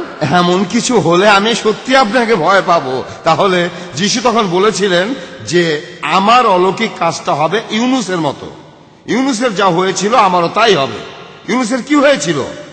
সবাই ভেবেছিল তিনি মারা গেছেন, ওনার মারা যাওয়াটাই স্বাভাবিক ছিল, স্বাভাবিক। উনি মারা গেলে এটা অলৌকিক হতো না। যীশু, ওনার সম্পর্কে আমরা যে গল্পটা জানি, ওনারও মারা যাওয়া স্বাভাবিক ছিল, সবাই ভেবেছে তিনি মারা গেছেন। মারা গেলে এটা অলৌকিক কিছু হতো না। যীশু মারা গেলে, তাকে যে অত্যাচার করা হয়েছিল, মারা গেলে সেটা অলৌকিক হতো না। উনি মারা না গেলে সেটা অলৌকিক হবে। সেজন্য আমি প্রশ্ন করছি, যিশু কি ইউনুসের মতো ছিলেন? ইউনুস বেঁচে ছিলেন আপনারা বলেছেন, আর যিশু মৃত। কথাটা বলেছেন আপনাদের ভাষায়, ইংরেজি ভাষায় ইউনুসের মতো না, জুলু। আমি জুলুদের প্রশ্ন করছি, এটা কি ইউনুসের মতো? আমি জুলুদের প্রশ্ন করছি, এটা কি এটা কি ইউনুসের মতো নাকি তার মতো নয়? আপনারাই বললেন ইউনুসের মতো নয়। আমি আফ্রিকানদের প্রশ্ন করছি, ওয়ান সোয়াস জোনা, হ্যাঁ ইউনুসের মতো সোয়াস জোনা। আমি আফ্রিকানদের প্রশ্ন করছি, এটা কি সোয়াস জোনা নাকি নি সোয়াস জোনা? এবার আমি আরবিতে বলছি, يا معلم نريد أن نرى منك آية فأجاب وقال لهم جيل شرير وفاسق। স্পষ্ট কথা আরবিতে। যিশু খ্রিস্টের এই কথাগুলো একেবারে খুব স্পষ্ট। ইংরেজি থেকে অনুবাদ যে জিলন, এই অনুবাদ করেছেন খ্রিস্টানরাই, আমি না। جيل شرير وفاسق يطلب آية ولا توتى له إلا آية يونان النبي لأنه كما كان يونان في بطن الحوت 3 أيام و3 ليال। হাকাজা, এখানে যে শব্দটা আছে সেটা হাকাজা, একই রকম ব্যাপার। আমি আরব খ্রিস্টানদের বলছি, এটা কি হাকাজা নাকি লা হাকাজা? যিশু আর ইউনুস ওনারা কি হাকাজা? একই ঘটনা ঘটেছিল নাকি লা হাকাজা? আপনারাও জানেন লা হাকাজা। এখন আপনারাই বলেন যে বাইবেল হলো ঈশ্বরের বাণী, পবিত্র আত্মা নির্দেশ দিয়েছেন ম্যাথিওকে গসপেল লেখার জন্য। আর সেখানে এটাই দেখা যাচ্ছে যে যিশু, দেখেন আমি খ্রিস্টান হলে যিশুকে কখনোই মানতাম না, মুসলমান হিসাবে আমি যিশুকে মানি, তিনি মসিহ, তিনি আল্লাহর একজন প্রেরিত নবী মুসলিম হিসেবে। কিন্তু ইহুদি হলে এই লোক কিছু অলৌকিক কাজ করবে বলেছিল, কিন্তু সে তার একটা কাজও করতে পারেনি। যিশু নিজে এখানে যে পরীক্ষা দেওয়ার কথা বলেছিল সেখানে সে ব্যর্থ, আমি তাকে মানি না, কখনোই না। এমন ব্যর্থ লোককে নবী হিসাবে মানি না, এমন কথাই বলতাম যদি ইহুদি হতাম। কিন্তু মুসলিম হিসাবে আমি বলবো তিনি আল্লাহর একজন প্রেরিত নবী। আপনারাই তাকে ভুল বুঝেছেন, আপনারাই ভুল বুঝেছেন। মাল্টিমিডিয়া পিসি, এলিফ্যান্ট রোডের কাটাবন প্রতিষ্ঠান। আমি অলৌকিক কাজের ব্যাপারে একটা কথা বলি। যদি আপনার হৃৎপিণ্ডে 6টি গুলি করা হয়, ঠিক, তারপরও যদি আপনি বেঁচে থাকেন, সেটাই হবে একটা অলৌকিক। অবশ্যই। আর যদি 6টা গুলি খেয়ে আপনি মারা যান, তারপর আবার বেঁচে ওঠেন, সেটাও হবে একটা অলৌকিক। ঠিক, তাহলে ঠিক বলেছেন। তবে প্রথমে দেখতে হবে আমি মারা গিয়েছি কিনা। দেখেন, আসলে যদি আমার হৃৎপিণ্ডে 6টি গুলি করা হয়, আমি মারা যাব না। এটা আপনি ধরে নিচ্ছেন। এখন যিশু 3 দিন পর, ক্রুশবিদ্ধ হওয়ার 3 দিন পর তিনি সেই ঘরে গেলেন যেখানে তিনি লাস্ট সাপার করেছিলেন। আরেকটা প্রমাণ দিচ্ছি, তিনি তখন মারা যাননি, তার নিজের মুখের কথা। তিনি সেই ঘরে গেলেন যেখানে লাস্ট সাপার করেছিলেন। তিনি সেই ঘরের ভেতর ঢুকে তার শিষ্যদের অভিবাদন জানালেন হিব্রু ভাষায়, সালাম আলাইকুম। সালাম আলাইকুমের মতো শুনতে, আমরা বলি সালাম আলাইকুম, ইহুদিরা বলে সালাম আলাইকুম, একই কথা, আল্লাহর শান্তি বর্ষিত হোক। তিনি যেখানে বললেন সালাম আলাইকুম, সেখানে তার শিষ্যরা খুব ভয় পেল। বুক অব লুকে আছে, তারা ভয় অসার হয়ে গিয়েছিল, অনড়। এখন আমার প্রশ্ন, তারা ভয় পেয়েছিল কেন? কারণ যখন আপনি আপনার প্রভুকে দেখবেন, আপনার দাদাকে, শিক্ষককে, আপনার গুরুকে, আপনার নবীকে, মসিহকে আরব আর ইহুদিরা জড়িয়ে ধরবে। আর তারপর এটাই তাদের রীতি, আরব আর ইহুদিরা। কিন্তু তারা এমনটা করলো না, খুব ভয় পেল। এখন আমার প্রশ্ন, তারা ভয় পেয়েছিল কেন? আর লুকের 24 নম্বর অধ্যায়ে এটার উত্তর দেয়া আছে। তারা ভয় পেয়েছিল কারণ তারা ভেবেছিল সেটা যিশুর প্রেতাত্মা। আমি কি ঠিক বলেছি? যারা বাইবেল পড়েছেন তারা বলেন আমি কি ঠিক বলেছি? শুধরে দিন, যদি আমি ভুল বলে থাকি তাহলে শুধরে দিন। হ্যাঁ, আমি জানি আমার ভুল করার কোনো উপায় নেই। এখন আমার প্রশ্ন,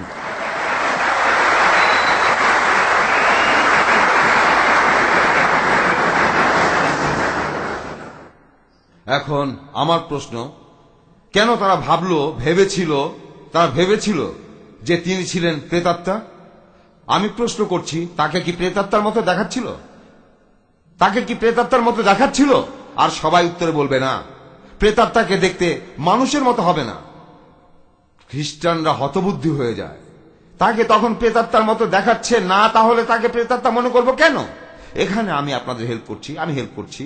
যে সময় যিশুর শিষ্যরা তারা শুনেছিল লোকজনের কথা, তখন তারা শুনেছিল যে যিশুকে ক্রুশবিদ্ধ করা হয়েছে।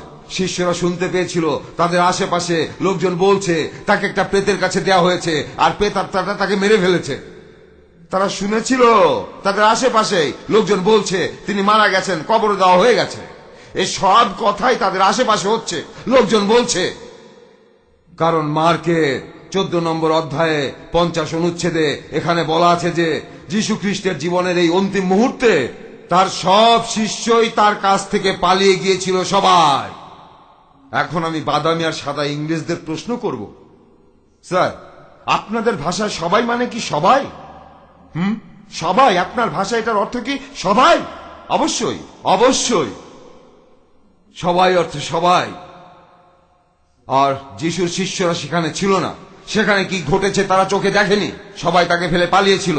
তাহলে মার্ক বলেছে, নাহলে মার্ক কি মিথ্যা বলেছে? আপনারাই বলেন এটা মিথ্যা।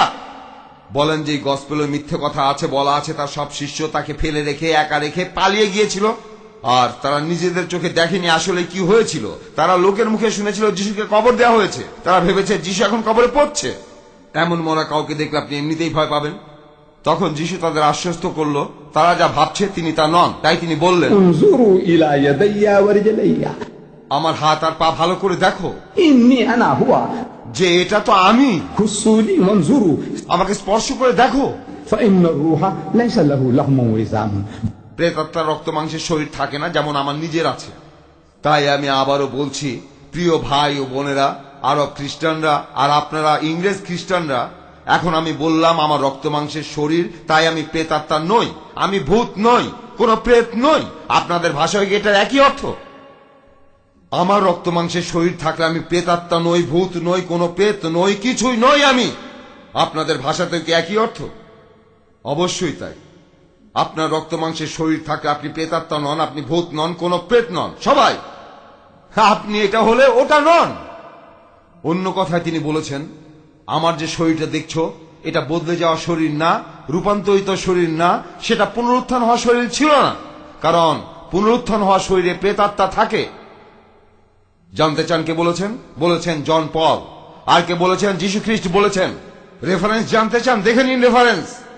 আপনারা কোন বিশপ বা আর্চ বিশপকে নিয়ে আসেন, তার সাথে আমি একটু আলোচনা করি এখানে এই সিডনিতেই, আর আমি নিজের খরচে এখানে আসব। কোন বিশপ বা আর্চ বিশপকে নিয়ে আসেন, আমরা একটা সিম্পোজিয়াম করি, কোন বিতর্ক নয়, সিম্পোজিয়াম করব। তারা তাদের কথা বলবেন আর আমি আমার কথা বলবো, আর শ্রোতারাই ঠিক করবেন কে ঠিক। তাই যিশু বললেন, আমাকে স্পর্শ করে দেখো। Tengoklah tanganku dan kakiku, inilah aku sendiri, jamahlah aku dan lihatlah, karena hantu tiada berdaging dan tulang, seperti yang kamu lihat ada padaku.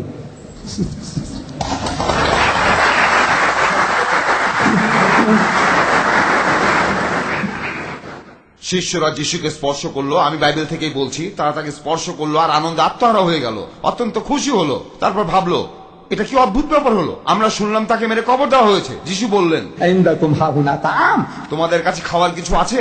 فناولوه جزءا من سمك وشيئا من شهد عسل فأخذ وأكل قدامهم. যিশুকে তারা দিল ঝলসানো মাছ আর মধু, তিনি খেলেন, সবগুলোই খেলেন। সবাই যাতে বোঝে তিনি প্রেতাত্মা নন।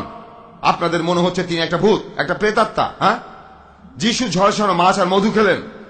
শিষ্যরা তাকে ধরল, তারা বলল যে না, আমরা ভেবেছিলাম যিশু মারা গেছেন, তিনি বেঁচে আছেন। হুররে, তিনি বেঁচে আছেন। আর যিশু মাছ মধু খেয়ে কি প্রমাণ করলেন? তিনি ভূত, একটা প্রেতাত্মা। প্রত্যেকটা অনুচ্ছেদ, বাইবেলের প্রত্যেকটা অনুচ্ছেদ, প্রত্যেকটা কথার আপনারা ভুল ব্যাখ্যা করেছেন আমার ভাইয়েরা।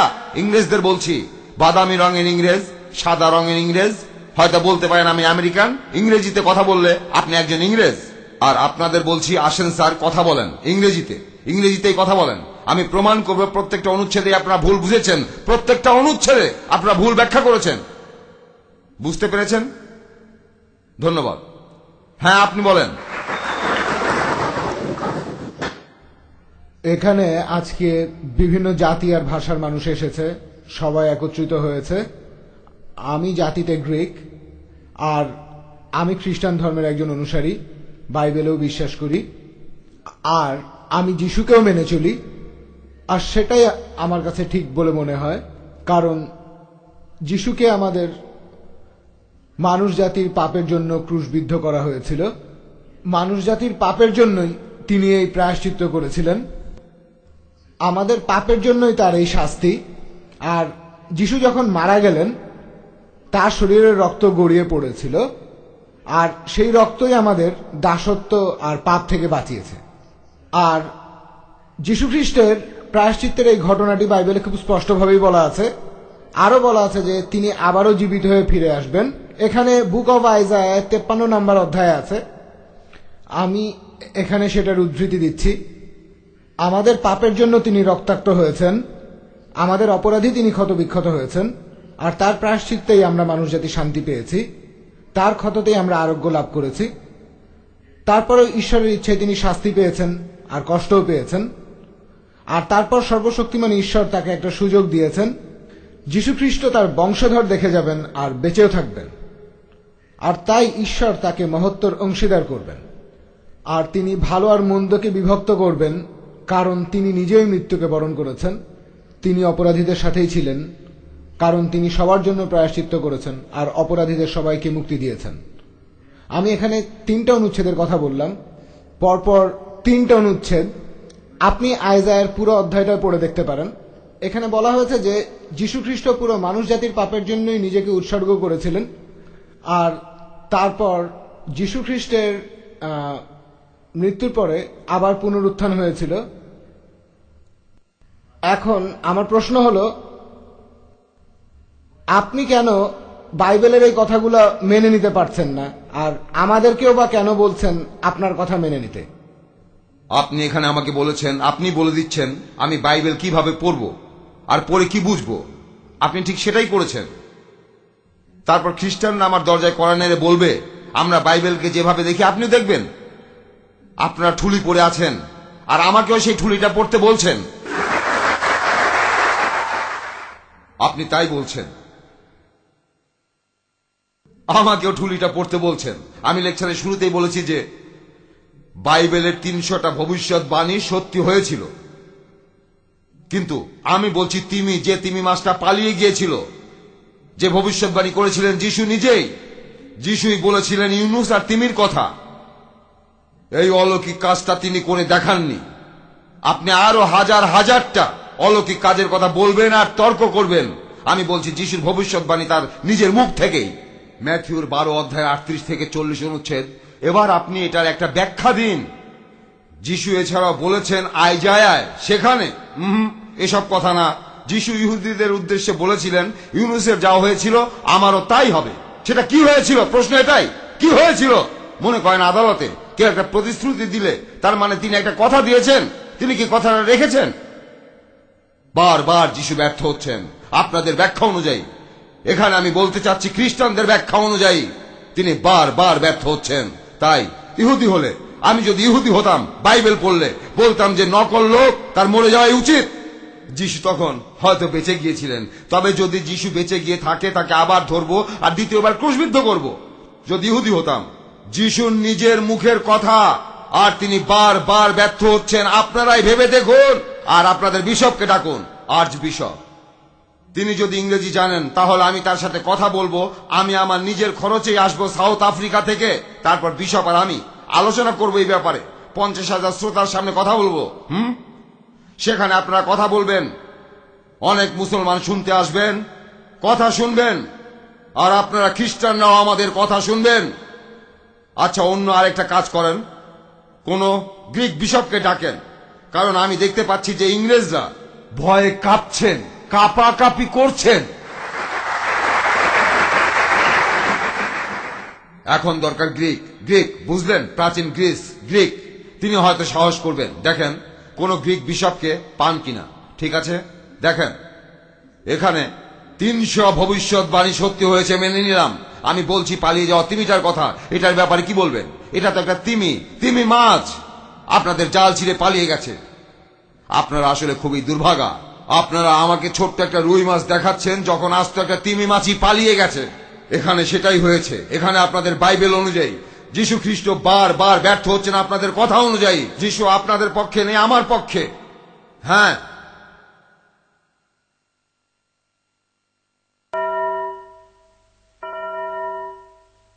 এবার শেষ 2টা প্রশ্ন আর না, শেষ দুইটা প্রশ্ন এই মহিলা বলবেন। আর এখান থেকে কেউ যদি প্রশ্ন করেন, শেষ দুইটা প্রশ্ন। আপনাদের জানিয়ে রাখি, আমি অনেক পুরনো যন্ত্র, ৭৮ বছর বয়সের, আর আমি এখানে অনেক দূর থেকে এসেছি।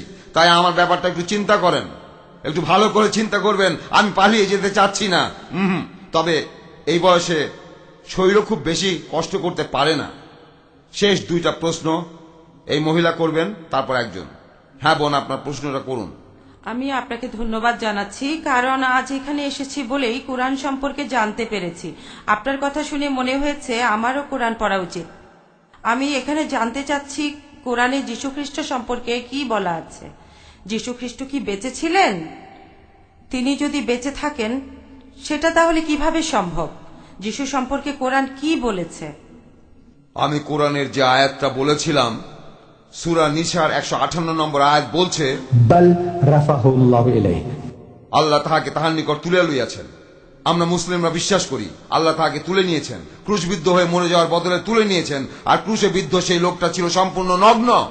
তারা সেখানে ভুল করে অন্য লোককে ক্রুশবিদ্ধ করেছিল, ঈশ্বরের দূতকে নয়, ঈশ্বরের সন্তানকে নগ্ন করে ক্রুশে ঝোলানো হবে, আর সবাই তাকে উপহাস করবে। ঈশ্বর চাননি তার প্রেরিত দূতের এমন অবস্থা হবে, আর সেজন্যই ঈশ্বর যীশু খ্রিস্টকে রক্ষা করেন, তাকে তুলে নেন। আর আমি বলছি, উনি আবার আসবেন আপনাদের বিচার করতে।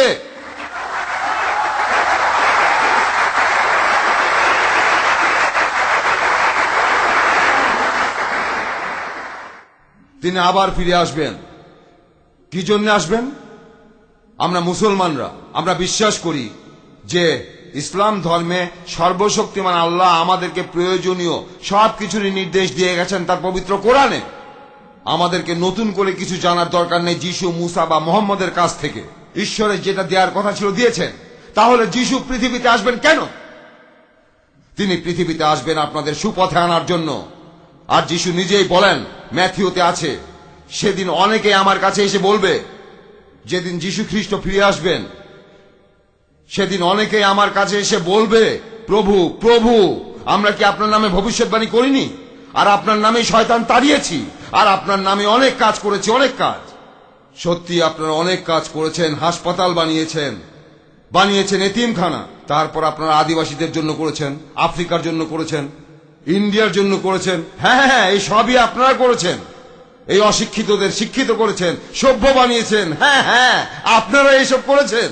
আমরা আপনার নামে ভবিষ্যৎবাণী করেছি, আপনার নামে শয়তান তাড়িয়েছি, আপনার নামে অনেক কাজ করেছি। যিশু এ কথার উত্তরে কি বলবেন?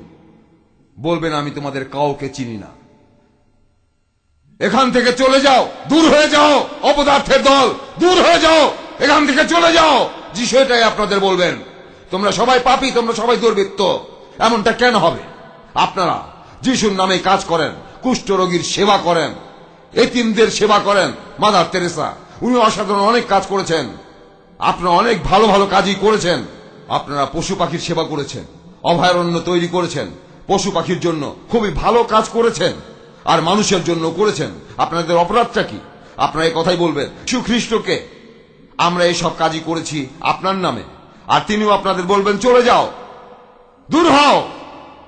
তিনি আপনাদের সবার উদ্দেশ্যে বলবেন, চলে যাও, তোমরা সবাই অপদার্থ, যাও যাও। তিনি এভাবেই বলবেন, হুট হুট হুট। তিনি আপনাদের দূর করে দেবেন। কেন উনি এমনটা করবেন? আপনারা তো সবই করেছেন যিশুর নামে। বলেন বলেন। আমি খ্রিস্টানদের প্রশ্ন করছি, যীশু খ্রিস্ট ইহুদিদের তাড়িয়ে দেবেন না, তিনি আমাদের ইসলাম ধর্মের অনুসারীদের দূর হতে বলবেন না, অথবা হিন্দুদেরও না। যিশু বলবেন আপনাদের। কেন যিশু আপনাদের তাড়িয়ে দেবেন? অপদার্থরা দূর হও, আমি তোমাদের চিনি না। আমি খ্রিস্টানদের প্রশ্ন করছি, বলেন কারণটা জানেন? কারণটা জানেন? কারণ আপনারা তাকে প্রভু বলেন। তিনি প্রভু নন, আপনাদের প্রভু নন।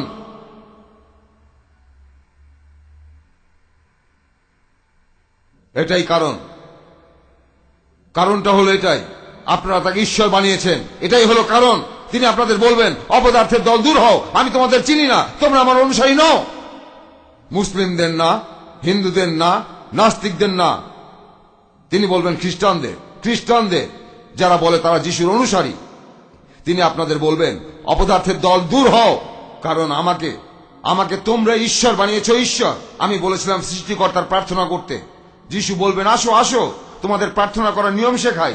তিনি আপনাদের প্রার্থনা করার নিয়ম শেখাবেন সুন্দরভাবে, একটা বাচ্চা ছেলের মতো, একটা শিশুর মতো আপনাদের তিনি শেখাবেন, হে আমার বাবা যিনি স্বর্গে থাকেন, হে আমার বাবা যিনি স্বর্গে থাকেন। সেখানে জুদাসও থাকবেন, সেই বিশ্বাসঘাতক শিষ্য। তিনি আপনাদের সবার বাবা, ভালো মন্দ সবার সৃষ্টিকর্তা, প্রভু, রক্ষাকর্তা। তাকে বাবা বলেন, সমস্যা নেই। হে আমার বাবা যিনি স্বর্গে থাকেন, আপনি সবচেয়ে পবিত্র, সবই আপনার রাজত্ব, পৃথিবীতে আপনার ইচ্ছাই পূরণ হবে যেমনটা হয় স্বর্গে। কোথায় পেলেন যীশু খ্রিস্টের বাবা স্বর্গে থাকেন? কোথায় পেলেন? কিভাবে জানলেন? এভাবেই আপনারা প্রার্থনা করবেন, কিন্তু সেটা ভুলে গেছেন। যিশুর পূজা করছেন, তার বাবাকে ভুলে গেছেন। সেই জন্য যিশু বলবেন, দূর হও, আমি তোমাদের চিনি না। আপনি কি বলবেন? বোন শোনেন, বোন, আপনার কাছে কি কোরআন শরীফ আছে? আছে কোরআন শরীফ?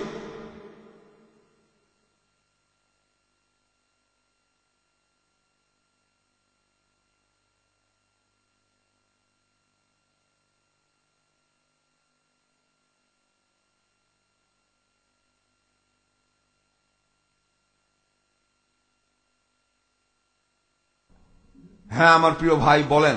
এটাই আজকের শেষ প্রশ্ন। থ্যাংক ইউ দাদাজি, আপনার বক্তৃতাটা আমার কাছে খুবই ভালো লেগেছে। আপনাকে শ্রদ্ধা করি। আপনার লেকচারে কোনো সমালোচনা করব না, শুধু একটা কথা বলবো। আমি জানি যে যীশু খ্রিস্টের ব্যাপারে অনেক দ্বিধাদ্বন্দ্ব আছে। আমি আপনাকে শুধু একটা ছোট প্রশ্ন করব। আমার এই প্রশ্নটার সাথে খ্রিস্টানদের কোনো সম্পর্ক নেই, আমি হিন্দু। খুব ভালো। এখন যীশু খ্রিস্ট তিনি নাকি ইন্ডিয়ায় গিয়েছিলেন। একজন লেখক এ নিয়ে বই লিখেছিলেন, তার নাম আমি ভুলে গেছি। আর তিনি নাকি সেখানে সেন্ট থমাসের নামে একটি চার্চ বানিয়েছিলেন। আর এছাড়াও খ্রিস্টানরা বলে যে যীশু খ্রিস্ট নাকি মানুষ জাতির পাপের জন্য প্রায়শ্চিত্ত করেছেন। এখন আপনার মতে এই প্রায়শ্চিত্ত করাটা কি যৌক্তিক? কেন তিনি সবার পাপের শাস্তি ভোগ করবেন? এ সম্পর্কে আপনার অভিমত কি? না, খ্রিস্টানরা এই ব্যাপারটা নিয়ে কখনোই কিছু বলে না। যে যীশু খ্রিস্ট ইন্ডিয়াতে গিয়েছিলেন আর সেন্ট থমাস চার্চ বানিয়েছেন, সেন্ট থমাস ওই চার্চটাই বানিয়েছেন। যীশু কেন সেন্ট থমাস চার্চ বানাবেন? তিনি বানাবেন জিসাস চার্চ, সেটাই স্বাভাবিক। তবে সেটা হতেও পারে, আবার কখনো নাও হতে পারে। সেটা আমাদের কথা হলো, আপনার পাপের জন্য অন্য কেউ মরতে পারে না, অন্য কেউ আপনার পাপের বোঝা বইবে না। আপনাদের হিন্দু ধর্মের কর্ম অনুযায়ী আপনি কিছু করলে আপনি ফল পাবেন। যদি ভালো কাজ করেন তাহলে পুরস্কার পাবেন, যদি খারাপ কাজ করেন তাহলে শাস্তি পাবেন।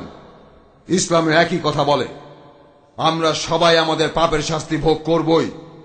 যে অন্যায় করবে সে মারা যাবে, যে পাপ করবে সে ধ্বংস হবে। বাবার অপরাধের শাস্তি ছেলে কখনোই পাবে না, বাইবেলে বলা হচ্ছে। এখানে বাবা হলেন বাবা আদম। আমরা তার ছেলেরা, আমরা আদমের জন্য কেন শাস্তি ভোগ করব?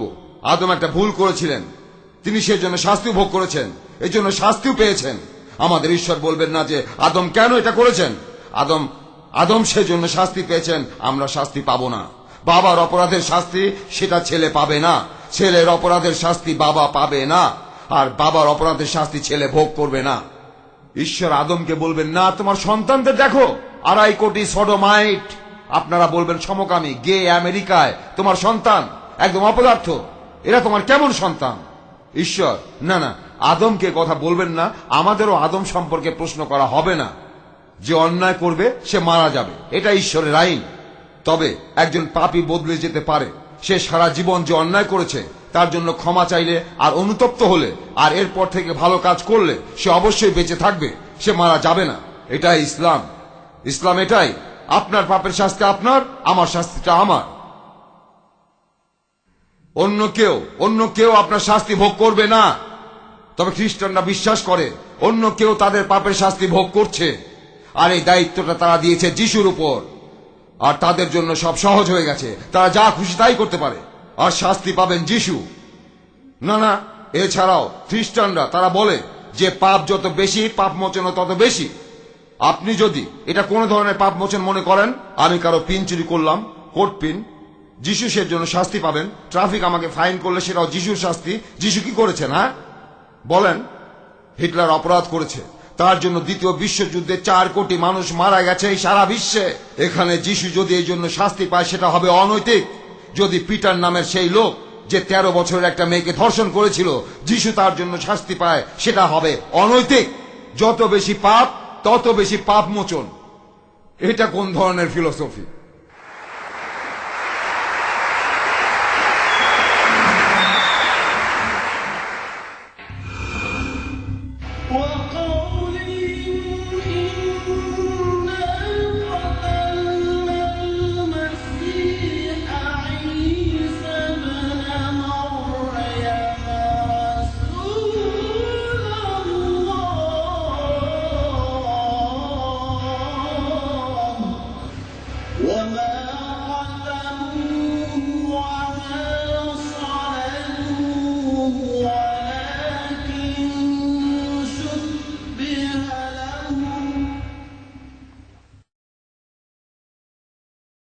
মাল্টিমিডিয়া পিসি